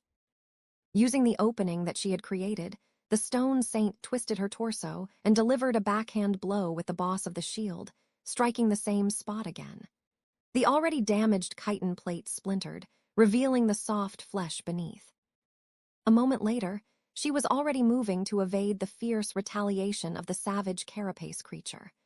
The graceful knight was miserly in her movements, dodging each strike with measured precision. Although Sonny was only a novice in the art of combat, he had learned enough to be able to recognize the hints of a distinct battle style in how the stone saint fought. Her whole technique was based in simplicity and economy of movement, each action calculated and efficient. Combining hard blocks, dodges, and deflections with grounded footwork and well-timed ripostes, the shadow was able to create a stark contrast between defense and offense, the former being solid and indomitable, the latter abrupt and inevitable. It was very different from the flowing and unpredictable style that Nephi's had used, and that he himself had been taught. Only now did Sonny realize that the basic katas and forms he had practiced were, in fact, very unique and unusual. Where did his fighting style come from? There was a lot to consider here, both in terms of how to improve his current technique and how to incorporate new elements into it. However, that was a task for the future. Right now, he was more interested in the outcome of the fight. The stone saint was already suppressing her monstrous enemy. A few of the centurion's legs were either broken or severed, streams of azure blood gashing out of the terrible wounds. However, it was still resisting furiously. But no matter how enraged it became, the silent and menacing poise of the graceful Shadow Knight was much more terrifying. Just at that moment, the Shadow Saint sidestepped a downward slash of one of the centurion's scythes and then pinned it under her greave. Using her weight to immobilize the enemy's weapon, she delivered a vicious blow with the rim of her shield and shattered the bone blade into pieces. The carapace monster screeched, dazed by the loss of its scythe, and immediately tried to eviscerate the loathsome little fiend with the remaining one. However, he was a fraction of a second too late. With one side of its body left defenseless, the stone saint now had much more space to attack. Deflecting the scythe with the shield, she dashed forward and lashed out with an upward slash, severing it near the joint. Continuing the motion, she then stepped through the rain of azure blood and mercilessly thrust her sword into the opening in the centurion's armor that had been created by her at the start of the fight. The stone blade pierced through the flesh of the monster and devastated its spine. The force of the blow was so immense that the tip of the sword broke through the chitin on the centurion's back. Pulling the sword out of the dying creature's body with one sharp motion, the Shadow Saint shook the blood off the blade. Then, she indifferently stepped back and froze, seemingly turning into a dark, motionless sculpture. Only the crimson fire still burning in her ruby eyes betrayed that the shadow was alive. Sonny held his breath, waiting for the spell to speak. Soon, he heard its faintly familiar voice. "You have slain an awakened monster, Carapace Centurion. Your shadow grows stronger." Slightly disappointed, he summoned the runes and checked the number of the shadow fragments in his possession. Shadow fragments, 307/1000. 93 left to 400, he thought automatically. Then, just to be sure, Sonny glanced at the description of the stone saint. Shadow fragments, 6/200. So, just like with the echoes, the kills performed by the shadow benefited her master instead of the monster herself. It seemed as though consuming memories was truly the only way to feed the stone saint. Sonny frowned. Well, that complicates things. Chapter 113, Dark Well. After the Shadow Saint had ruthlessly eviscerated the Carapace Centurion and confirmed Sonny's suspicion that he wouldn't be able to cultivate her in that way, he was left with nothing much to do. The knight was still young, but he had already achieved his goal. Now, he was free to do whatever he wished, however. There weren't very many options available in the cursed city. He could continue to hunt, reveling in the newfound power. With the stone saint at his command, Sonny would be able to bathe the ruins in monster blood. However, that thought, no matter how seductive, left him uneasy. Hunting in this hellish place required patience and preparation. He only survived this long by carefully scouting the potential battlegrounds in advance and studying his prey from the shadows to learn its strengths and weaknesses, not rushing into a fight until he was absolutely sure that there was a solid chance of victory. Shadow Saint or not, betraying these principles would still get him killed. And with his mental state, slightly unstable, Sonny didn't trust himself to stay cautious once the easy wins kept piling up. He had to proceed slowly. Looking around the quiet ruins, Sonny smiled slightly. Actually, he wasn't that far from the library. He had indeed turned hunting nightmare creatures into a sort of profession, but it was just that, a job. Like any well-adjusted young man, he also had a hobby. In his free time, Sonny liked to explore the ruins.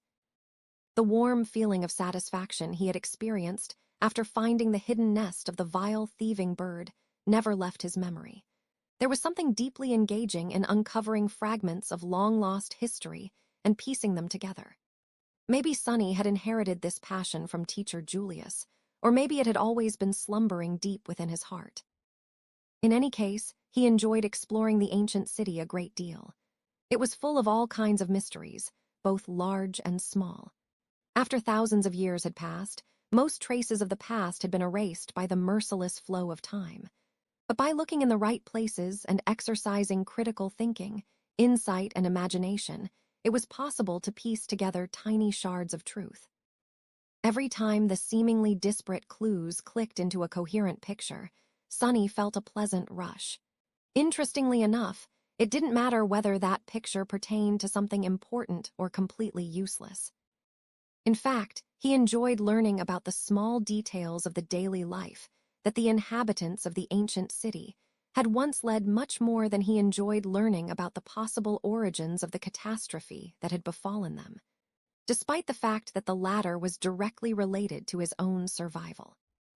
For example, he was very curious to learn more about the young priestess whose private quarters he had made into his secret lair. The things she had left behind told him a lot about how the people of the city used to dress and think about the world, filling his imagination with colorful pictures of crowded streets and solemn cathedrals. But it was still not enough. His latest exploration project was the ruins of a grand library. Of course, none of the books and scrolls had survived the thousands of years in the cursed darkness. Luckily, the people who used to live in the city before its fall were very fond of stone engravings. He spent a lot of time studying the intact wall carvings, as well as fragments of surviving frescoes. One fresco, in particular, was especially grandiose and tantalizing, covering the entire floor of the library's main hall. Sadly, it was almost completely buried under rubble. Sonny had managed to clear some of it away, but most pieces of the collapsed roof were too heavy for him to lift. Maybe the Shadow Saint would have more luck. It was a suitable plan, but, for some reason, Sonny felt strangely reluctant to return to the exploration of the library on that particular night. What else can I do?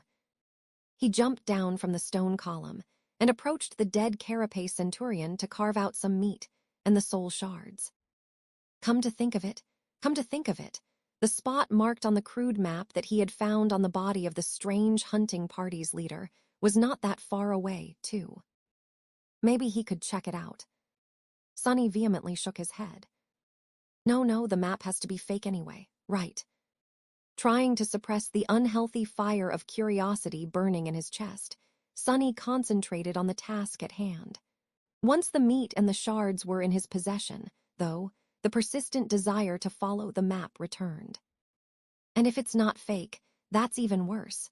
Who knows what kind of horror those fools were searching for? Surely there wouldn't be any treasure or important secrets hidden there. This whole thing smelled of nothing but peril. In fact, it reeked of something sinister, terrifying, and utterly evil. Sonny sighed. But honestly, what's the harm in taking one tiny look? It's just one look. What's the worst that can happen? Quietly stepping through the stone rubble, Sunny cautiously approached the spot marked on the map. For some strange reason, very few nightmare creatures seemed to choose this remote part of the city as their hunting grounds. It was as though they were compelled to avoid this place. Come to think about it, that fact alone would be enough to scare Sunny away. In normal circumstances, but with the stone saint hiding in his shadow, he felt a bit braver. He would be able to run away if anything happens, at least.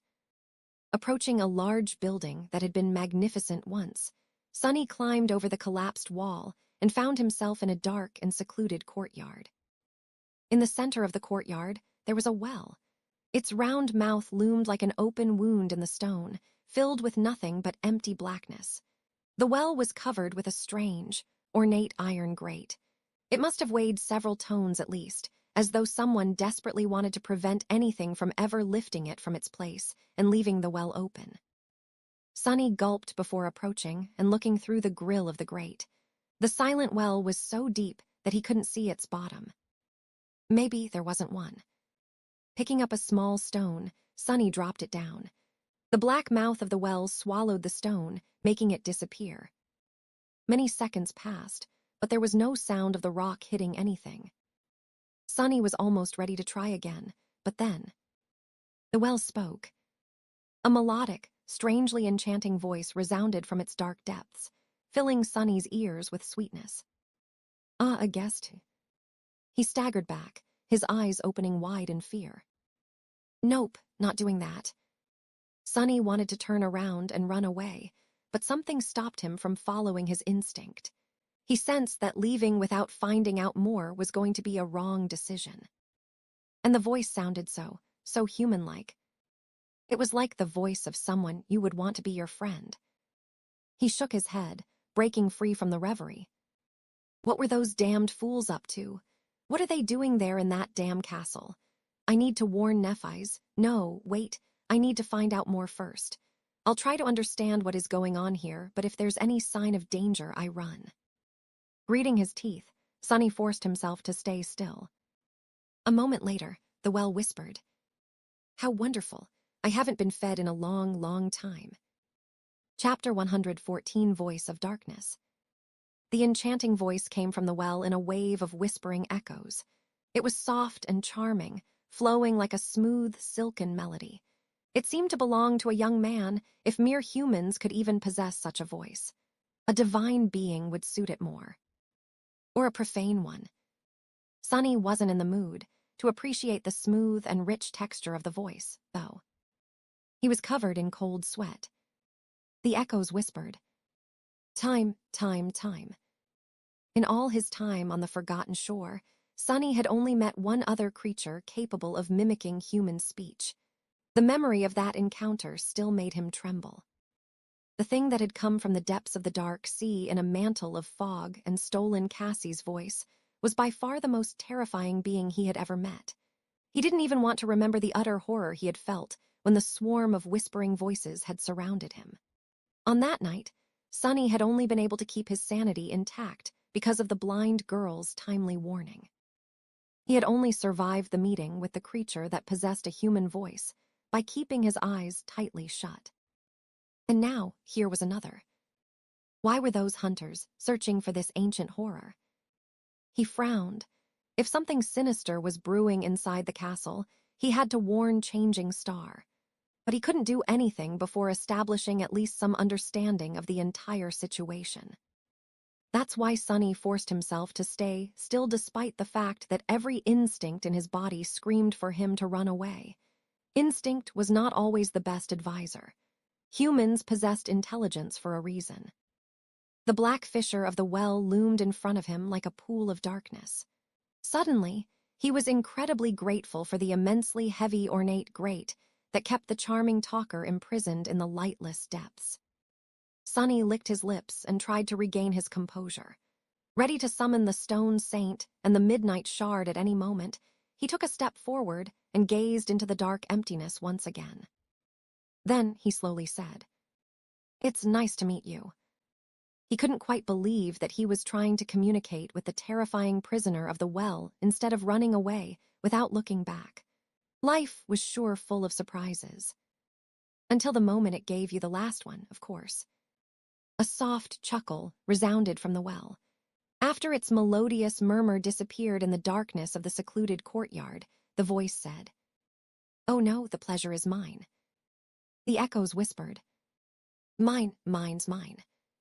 Sonny was considering his next words very carefully. My life might be depending on what I say next. He couldn't help but remember old fairy tales about terrible monsters that liked to play riddles with lost children. One wrong answer, and the children were devoured, never to be seen again. Was he going to end up in similar danger? It was still not too late to turn back. However, before he could ask his question or make the decision to retreat, the thing in the well spoke again. It said, "So, are you guys going to feed me or not? Not to offend anyone, but lately, you've been very tardy. I have been sitting here by my lonesome for 3 days already. Or have you decided to try something new?" Sonny blinked. What? That wasn't exactly what he expected to hear from the mouth of an ancient evil. The thing sounded so human. He was almost tempted to believe that it actually was. "That's how it gets you, fool." Sonny forced himself to remain vigilant. What did he know about how primordial evils were supposed to talk, anyway? If it was able to steal the knowledge of human language from his head, it would surely be able to steal some other things too. While Sonny was trying to comprehend what was happening, a few seconds flew by. The voice waited for a bit, then returned. "Oh, I see. So we are going with starvation now. Well, I have to give you guys some credit. This is your best idea yet. Sadly, it won't work. Do you even know what type of diets we trainees have to follow to debut? I guess not. Actually, I have to thank you. This is a great opportunity to work on my BMI." The echoes whispered, "BMI, BMI, BMI. Wait, what?" Sonny stared into the well, dumbfounded. His eye twitched. Don't tell me that there is really just some guy sitting on the bottom of that damn well." Feeling like the world suddenly stopped making any sense, he rubbed his temples, then asked in a strange tone, "Who are you?" The well fell silent. Sonny tried to remember what the charming voice had told him before. Something about not being fed in a long time. It surely sounded ominous and creepy in the moment, but if he looked at it a bit differently, if the group of hunters he lured to their deaths had been on its way to deliver food to a prisoner, then that would explain why the poor guy had to skip a few meals. But why would they keep someone imprisoned in this remote area of the ruins? Meanwhile, the voice spoke again. This time it sounded tense. "Wait, you're not one of the oh gods." Sonny covered his face with his hand, realizing what was going to happen next. "Oh gods, it's not a human, heavens, I'm going to die. Those damn fools finally got me killed." From the perspective of a sleeper locked inside a well in the middle of the ruins, only 2 types of beings could come here to find him, either his captors or nightmare creatures. Sonny revealed that he wasn't one of the captors by asking his last question, which left only one other possibility. The fact that he came to the well during the night, alone, and not using anything to light the way only made the conclusion easier to make. Wait, it speaks, oh gods. I've only ever heard of one other creature on the Forgotten Shore that can mimic human speech. No, not like this. Damn, he really does have a nice voice. It's beautiful even when full of despair. What? It's just a voice. Why am I so enamored with, Was he so desperate to hear a human voice? Why? He was doing fine on his own. Great, even, better than ever. Focus on the task. But what exactly was the task? Sonny had never expected to find a human at the end of the crude map. What was he supposed to do now? I guess the first step would be to find out who the guy in the well is and how he got there. Then I can decide what to do with him, or if I should do anything at all. But there hid the problem. First, Sonny had to convince the young man in the well that he was actually a human, too. Sonny glanced at his shadow, feeling somewhat helpless. The shadow was bent over, holding its stomach. Its shoulders were shaking. Chapter 115, Nightingale. Sonny could really understand how bad the situation looked from the perspective of the young man with a beautiful voice. The only thing that could be worse than approaching a terrifying dark well, while thinking that there's an ancient and utterly evil creature hiding inside, was to actually be locked inside that terrifying dark well while thinking that some abominable thing was looking down on you from above. At least Sonny had a chance to escape if things were to turn really bad. The poor guy in the well literally had nowhere to run. Of course, there was still the possibility that all of this was just a cunning act performed by some incredibly horrifying monster. Sonny had to keep that in mind while exploring the other theory. So, if he is indeed a human, how do I make him believe that I'm not a monster? That wasn't a very simple task for Sonny. He had never been good at communicating with people in the first place, and 3 months of complete isolation did not make things any better. In fact, they had made everything worse. Now, even Sonny sometimes felt uncomfortable when talking to himself. What would Cassie say? He cleared his throat. Are you a human? I am too. I am a human too. We are both humans. Great job, idiot. After that abhorrent attempt, Sonny wouldn't be even surprised to find out that he was not, in fact, a human. Who talks like that? The young man in the well grew silent. Then, he silently said, Yeah, it's definitely all over for me. Oh well, I had a good run, I guess. Sonny sighed heavily. Stop panicking, you idiot. I really am a human. The owner of the charming voice laughed. Please forgive me if I don't believe you. He was using respectful honorifics, as though recognizing Sonny as an elder, which was logical, given that he believed him to be an eldritch horror.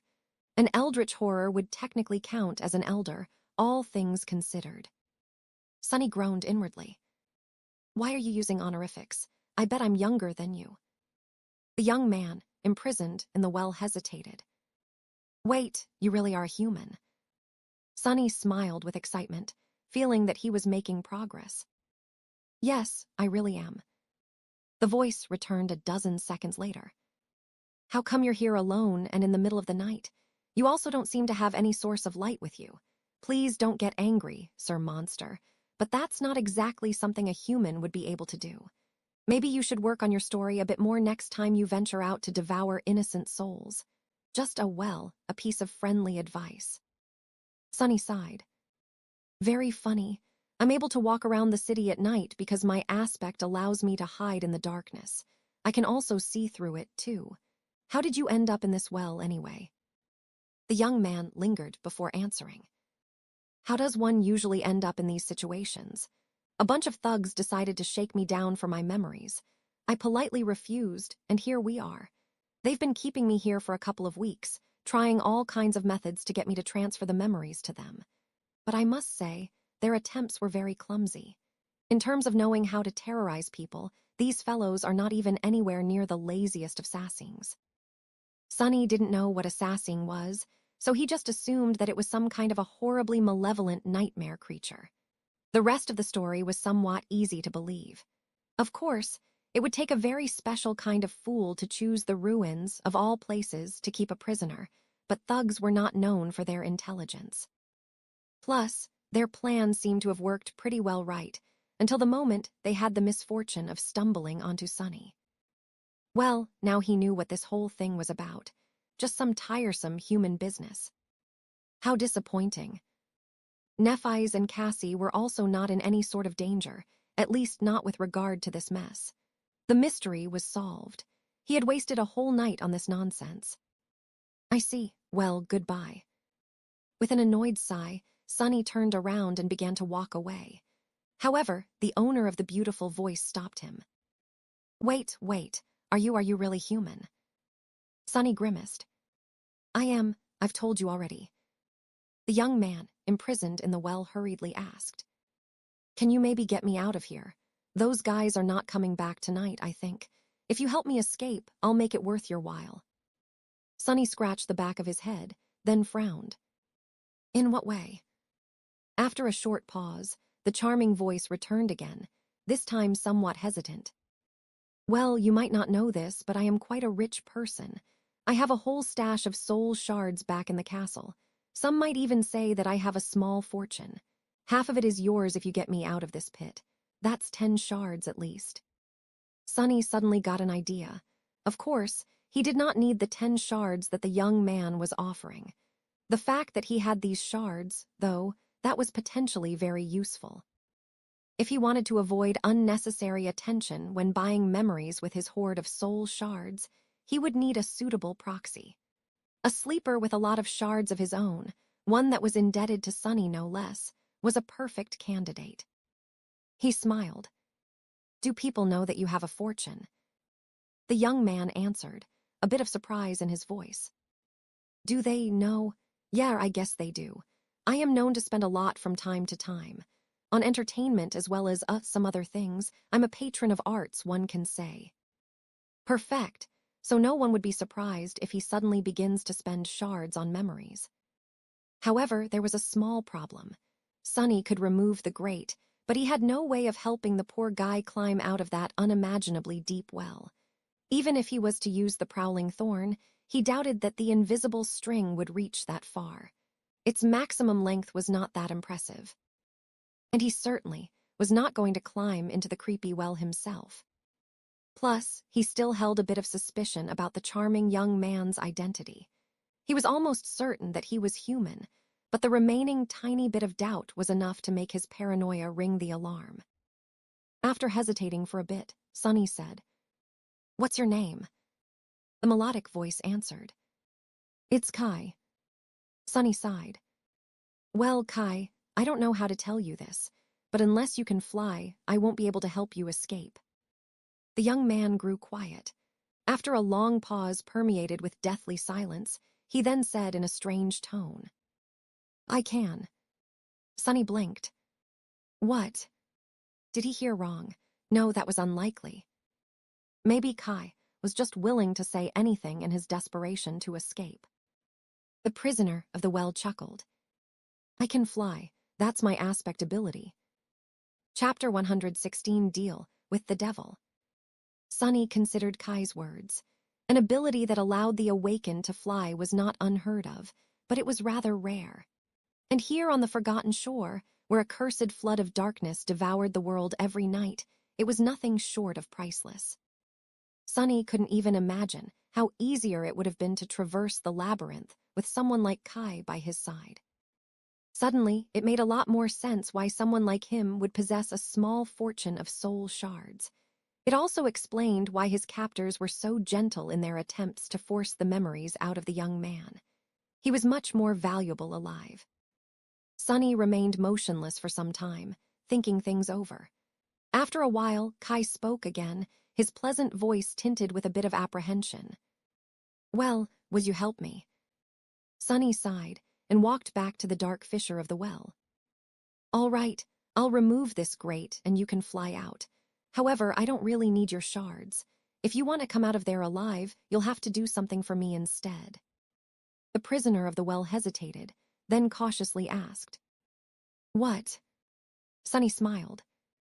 I'll tell you when you need to know. Don't worry, it's nothing serious. I just need help completing a few errands inside the castle. So, do we have a deal or not? If not, I'll be on my way. I've wasted enough time here already. Kai didn't have to think about it too long. Soon, his voice resounded from the darkness once again. We have a deal. It sounded strangely relaxed, as though the young man had become resigned to fate. Sonny slightly frowned and said, Great, one more thing. If you break our agreement and simply fly away, I will find and kill you. This is not a threat, just facts. Do you understand? Kai lingered for a bit before answering. Yeah, no problem. Sonny gazed into the black cavern of the well and hesitated. He was more or less sure that Kai was human, but had to be prepared to act immediately in case he was not. Following his silent command, the stone saint came out of the shadows and kneeled near the well, grasping the grate with her hands. The steel of her gauntlets scraped against the ornate iron, and with some visible effort, she slowly moved the heavy grate to the side. Sonny shivered as he listened to the wrenching sound of iron grinding against stone. The midnight shard appeared in his hands, and he lowered himself into a combat stance with grim resolve. Whatever came out of the well, he was ready to face it. A few seconds passed, each feeling like an eternity. Sonny was tensely staring into the circle of pure darkness in front of him, waiting to see if he was right to trust the prisoner of the well or not. Then several more seconds passed. And then a few more. Nothing happened. Sonny tilted his head, then asked with some irritation, "Aren't you going to come up?" After a bit of a delay, the charming voice resounded from the darkness once more. "You see, I just thought of something." Sonny sighed and lowered his sword a little. "What is it?" Kai was silent for some time, then answered with a bit of wariness. It's just that this grate is so heavy that it wouldn't even budge when I tried to move it. It took all 6 of my captors to put it in place, actually, and they were all big, strong men. So..." He hesitated.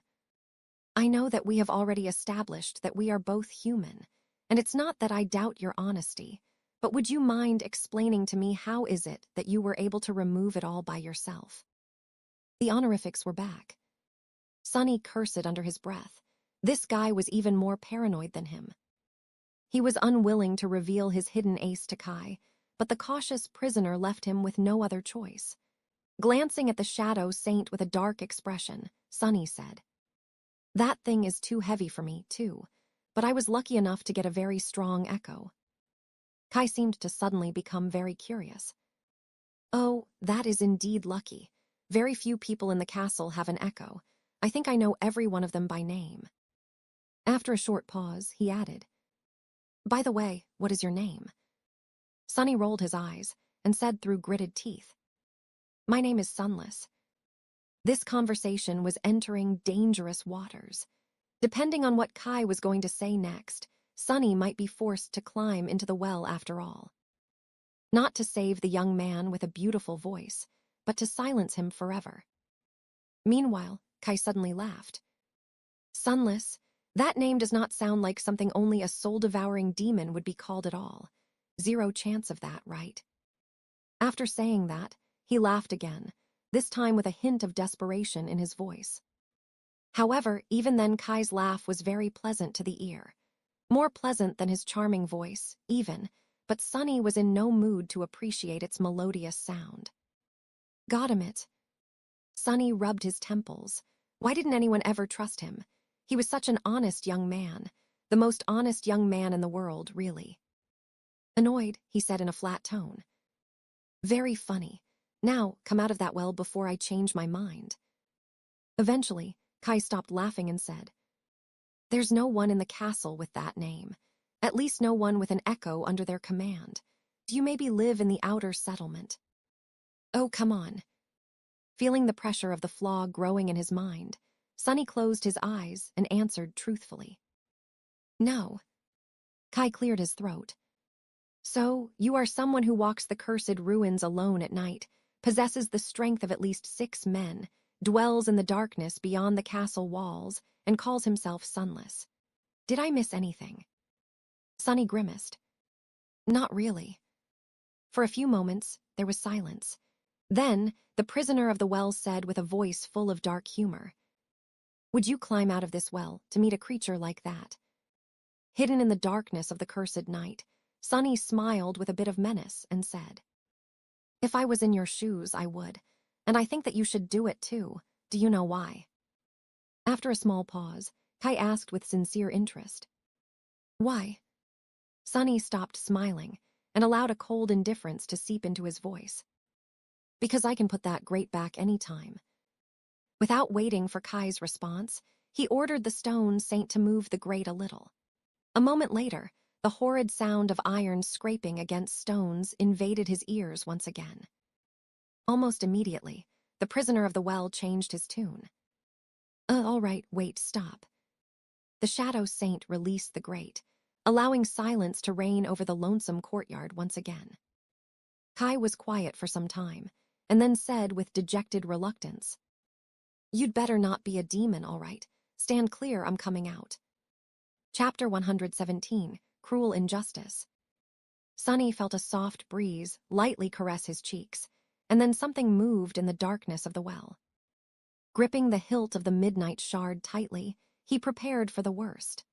On the other side of the dark fissure, Shadow Saint slowly raised her shield and rested the blade of her sword on its rim. However, they had nothing to fear.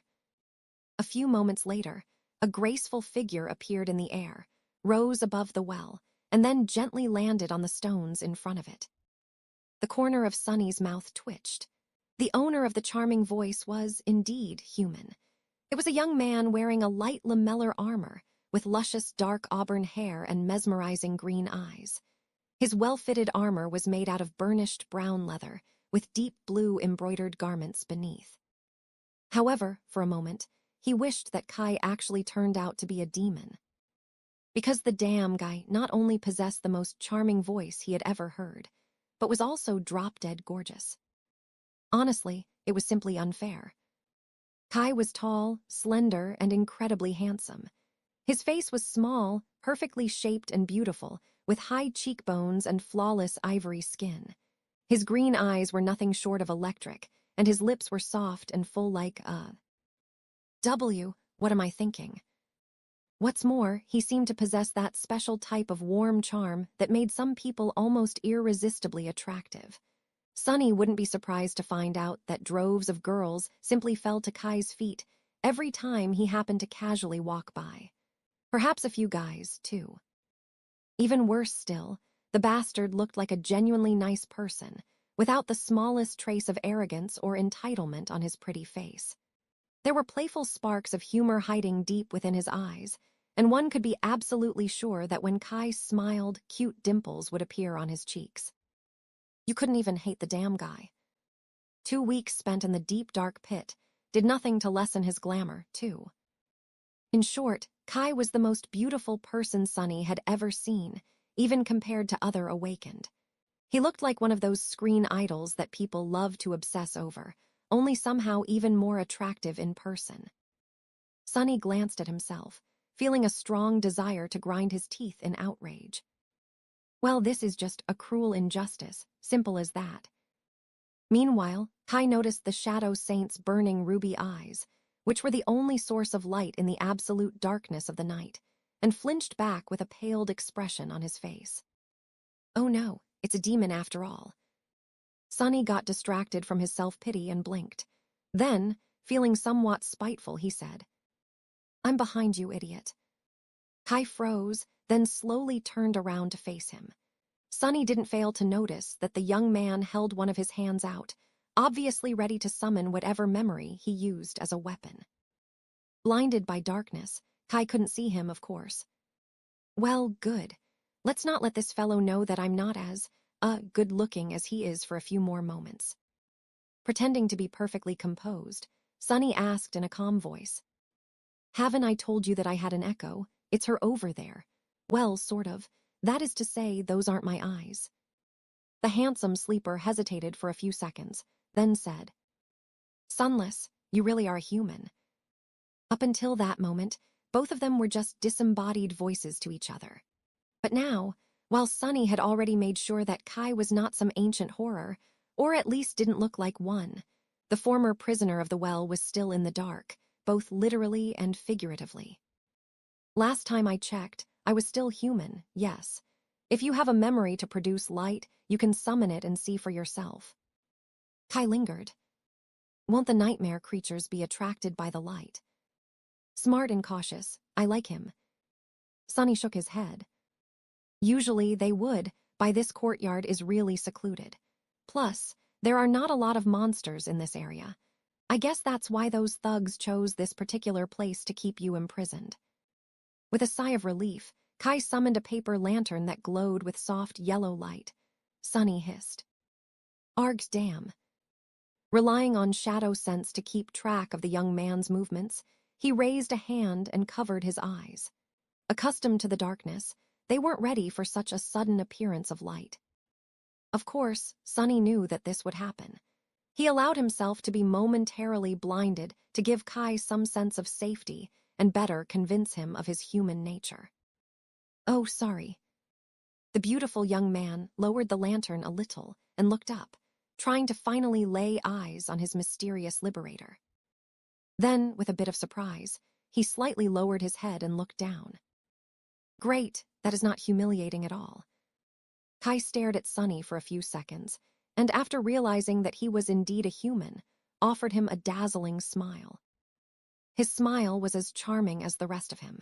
Even the cute dimples that Sunny had imagined would inevitably appear on his cheeks were, indeed, there in all their glory.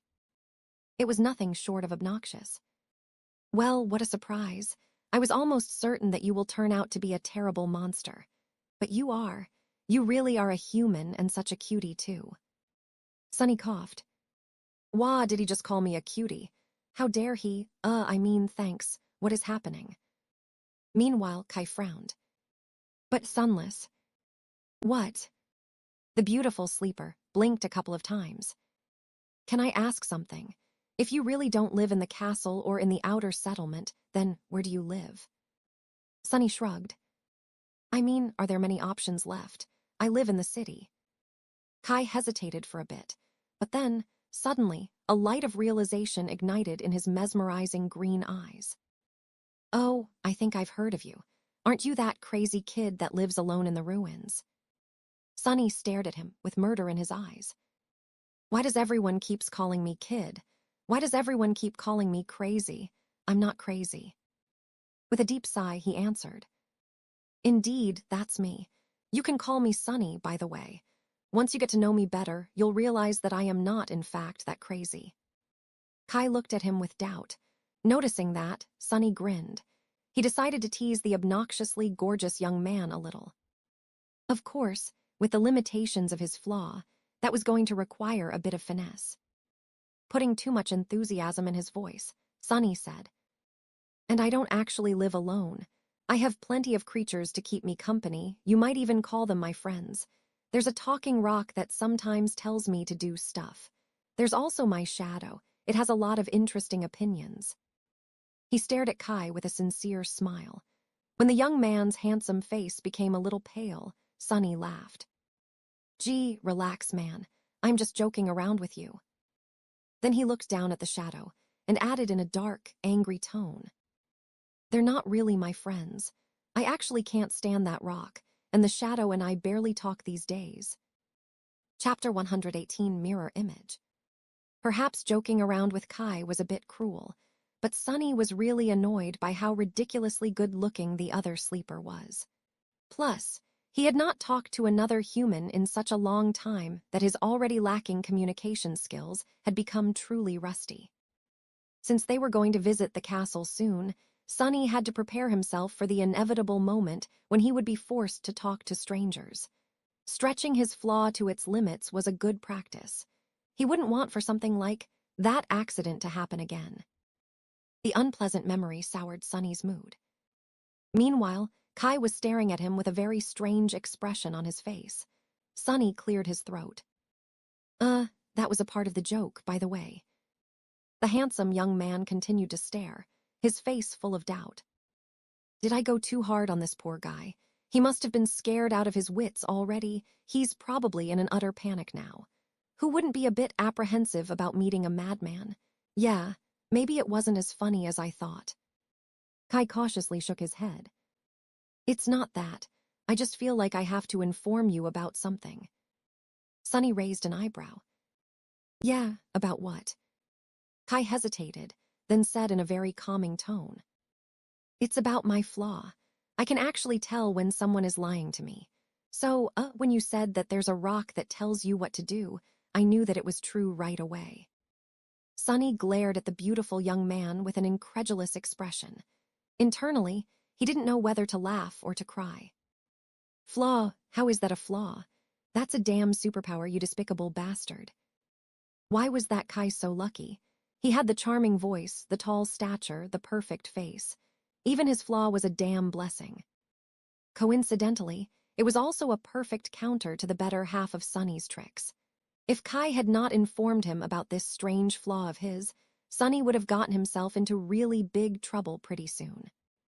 Luckily, the beautiful young man happened to be a very honest guy. What an angel. While Sunny was seething in outrage, Kai said in a gentle tone, So, Sunny, What exactly does that rock ask you to do? Do you maybe want to tell me? Sunny sighed. I'll have to be really, really careful and watch what I say around this guy. Well, you're no fun at all. The talking rock is actually a memory capable of repeating words.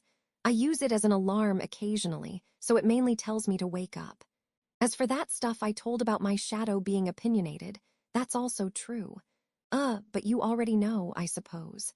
My shadow has a bit of personality due to its function within my aspect.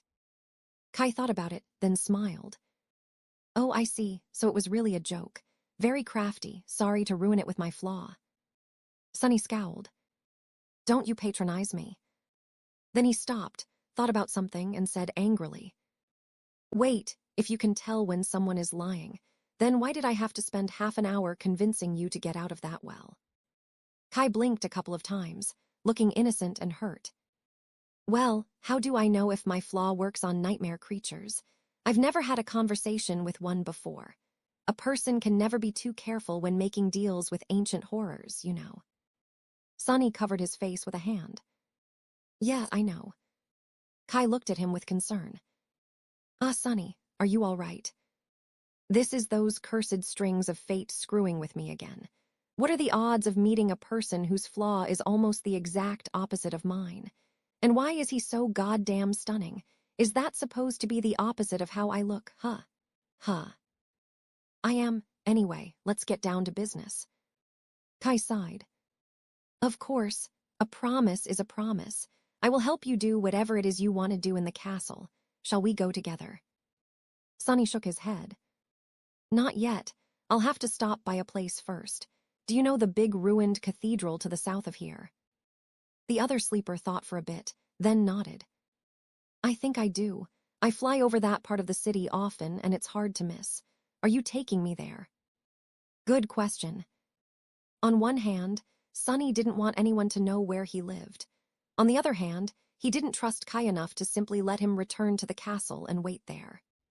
But moving through the city with a source of light was not something he was prepared to do, either. Was there a compromise? I can't take you anywhere with that lantern of yours.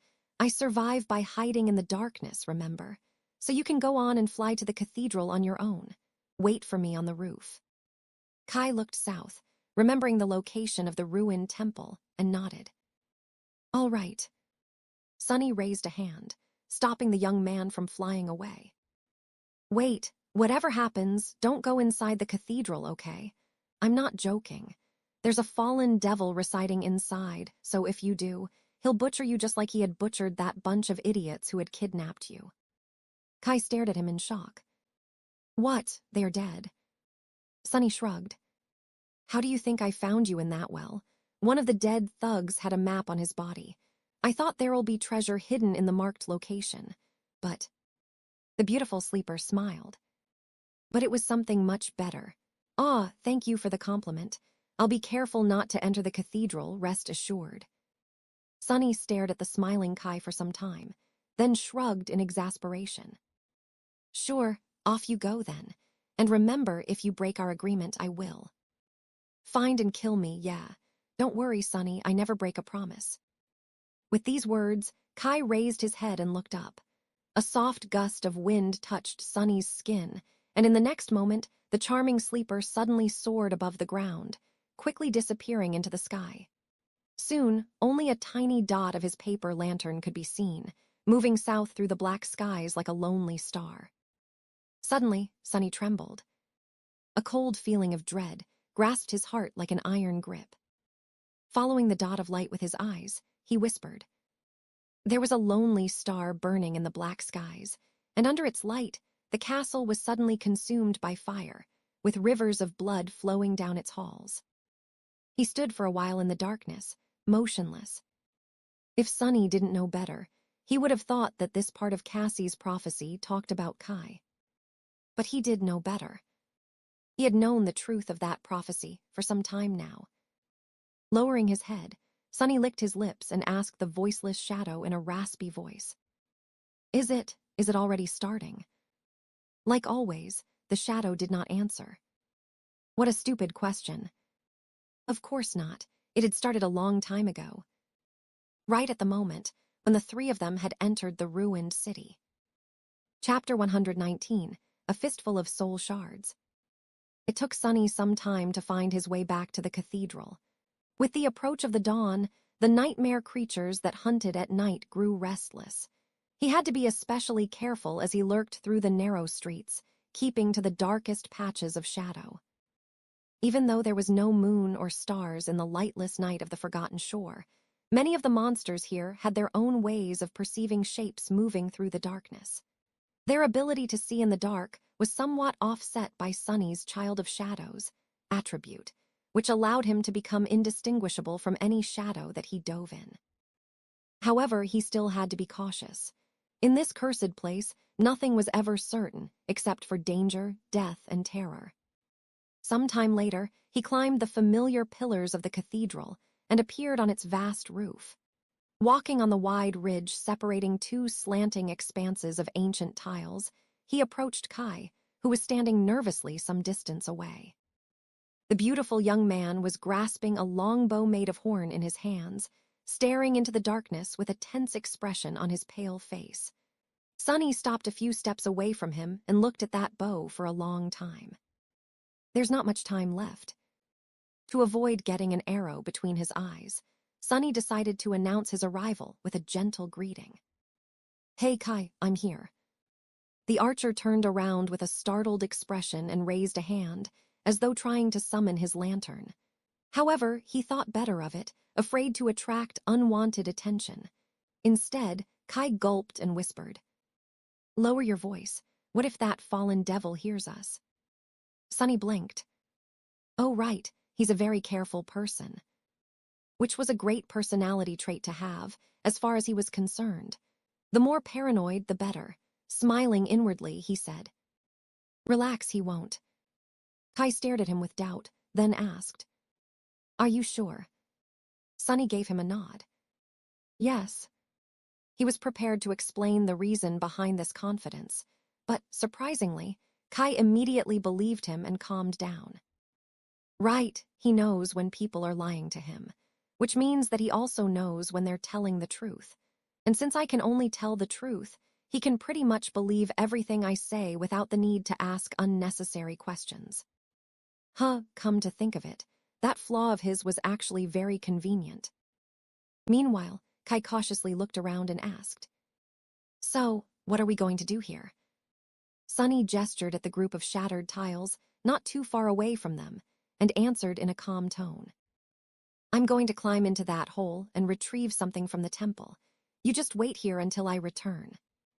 Kai's eyes widened. "Are you crazy? What about the devil? What about that bastard?" Sonny couldn't help but fantasize about slaughtering the damn creature for a few seconds. "The day will come." Returning to the present situation, he said, "What about him? I told you I'm good at hiding. As long as I know who I'm dealing with, they won't be able to notice me unless I want them to." He had learned that first part of the sentence the hard way.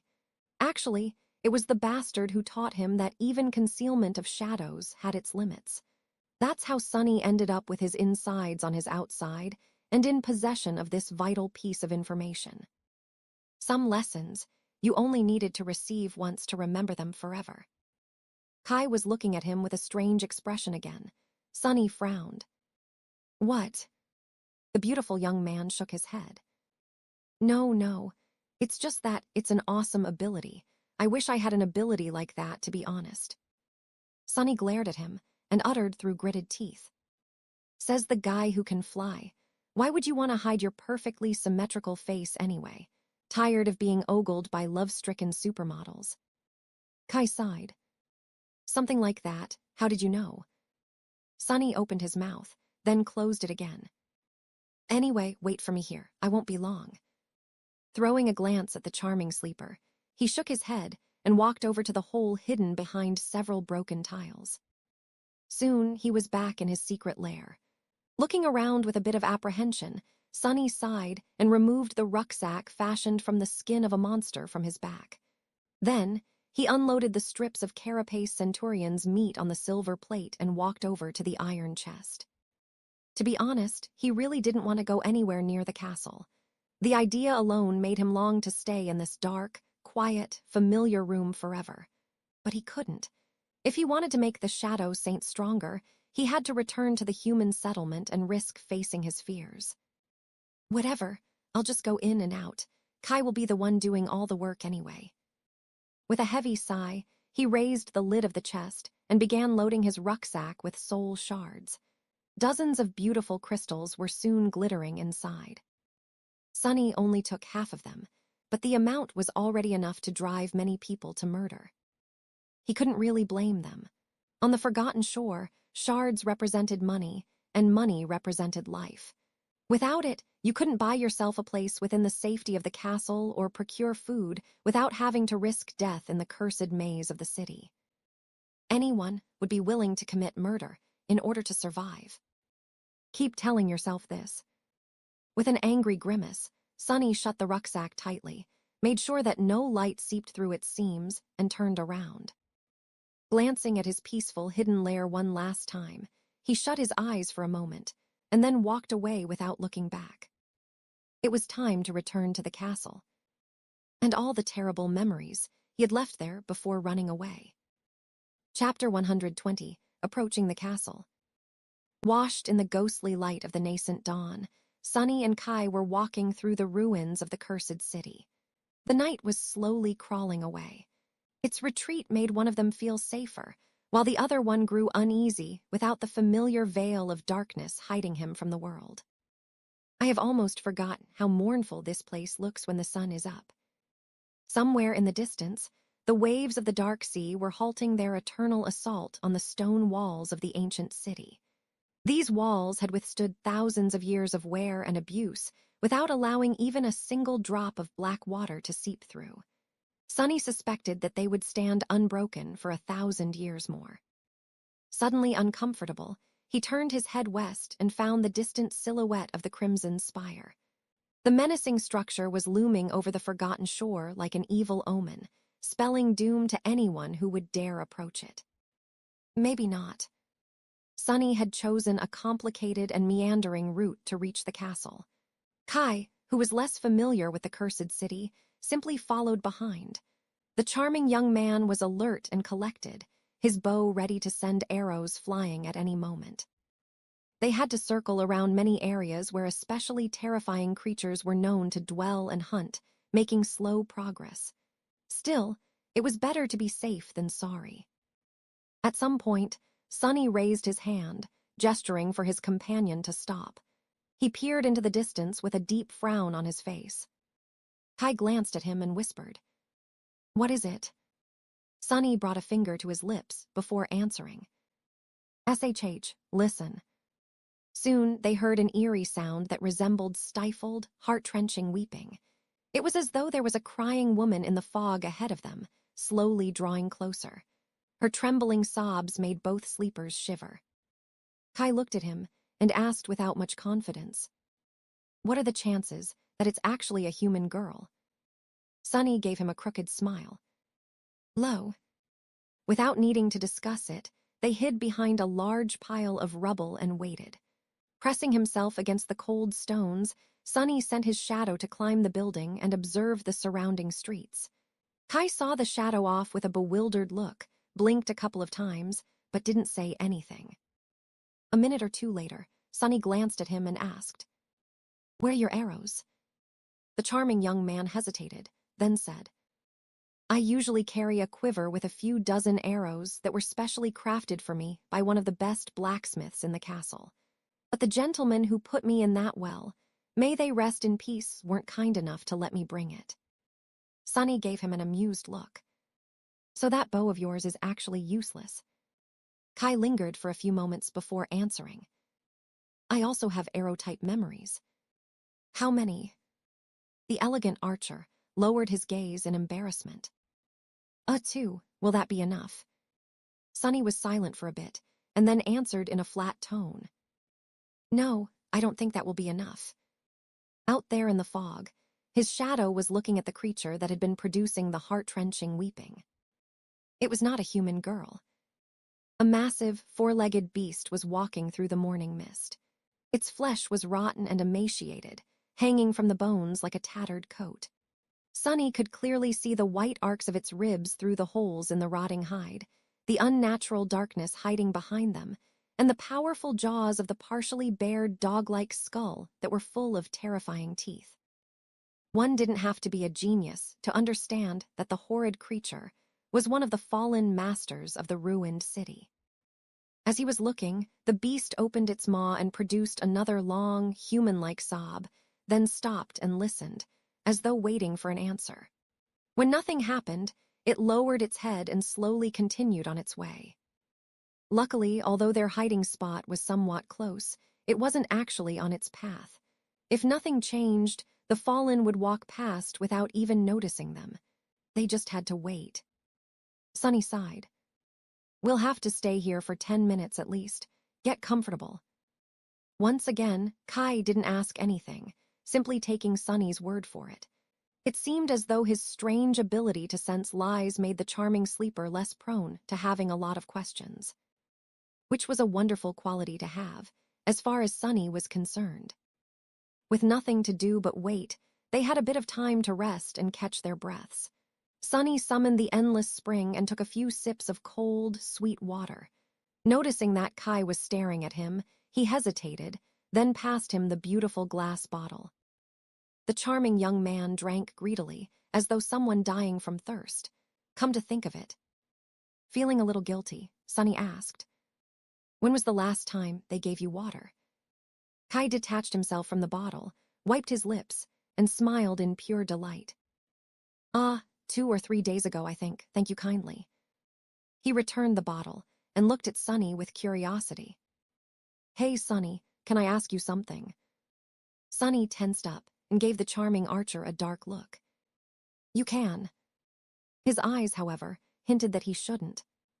But Kai either didn't notice the menacing glare or wasn't bothered by it.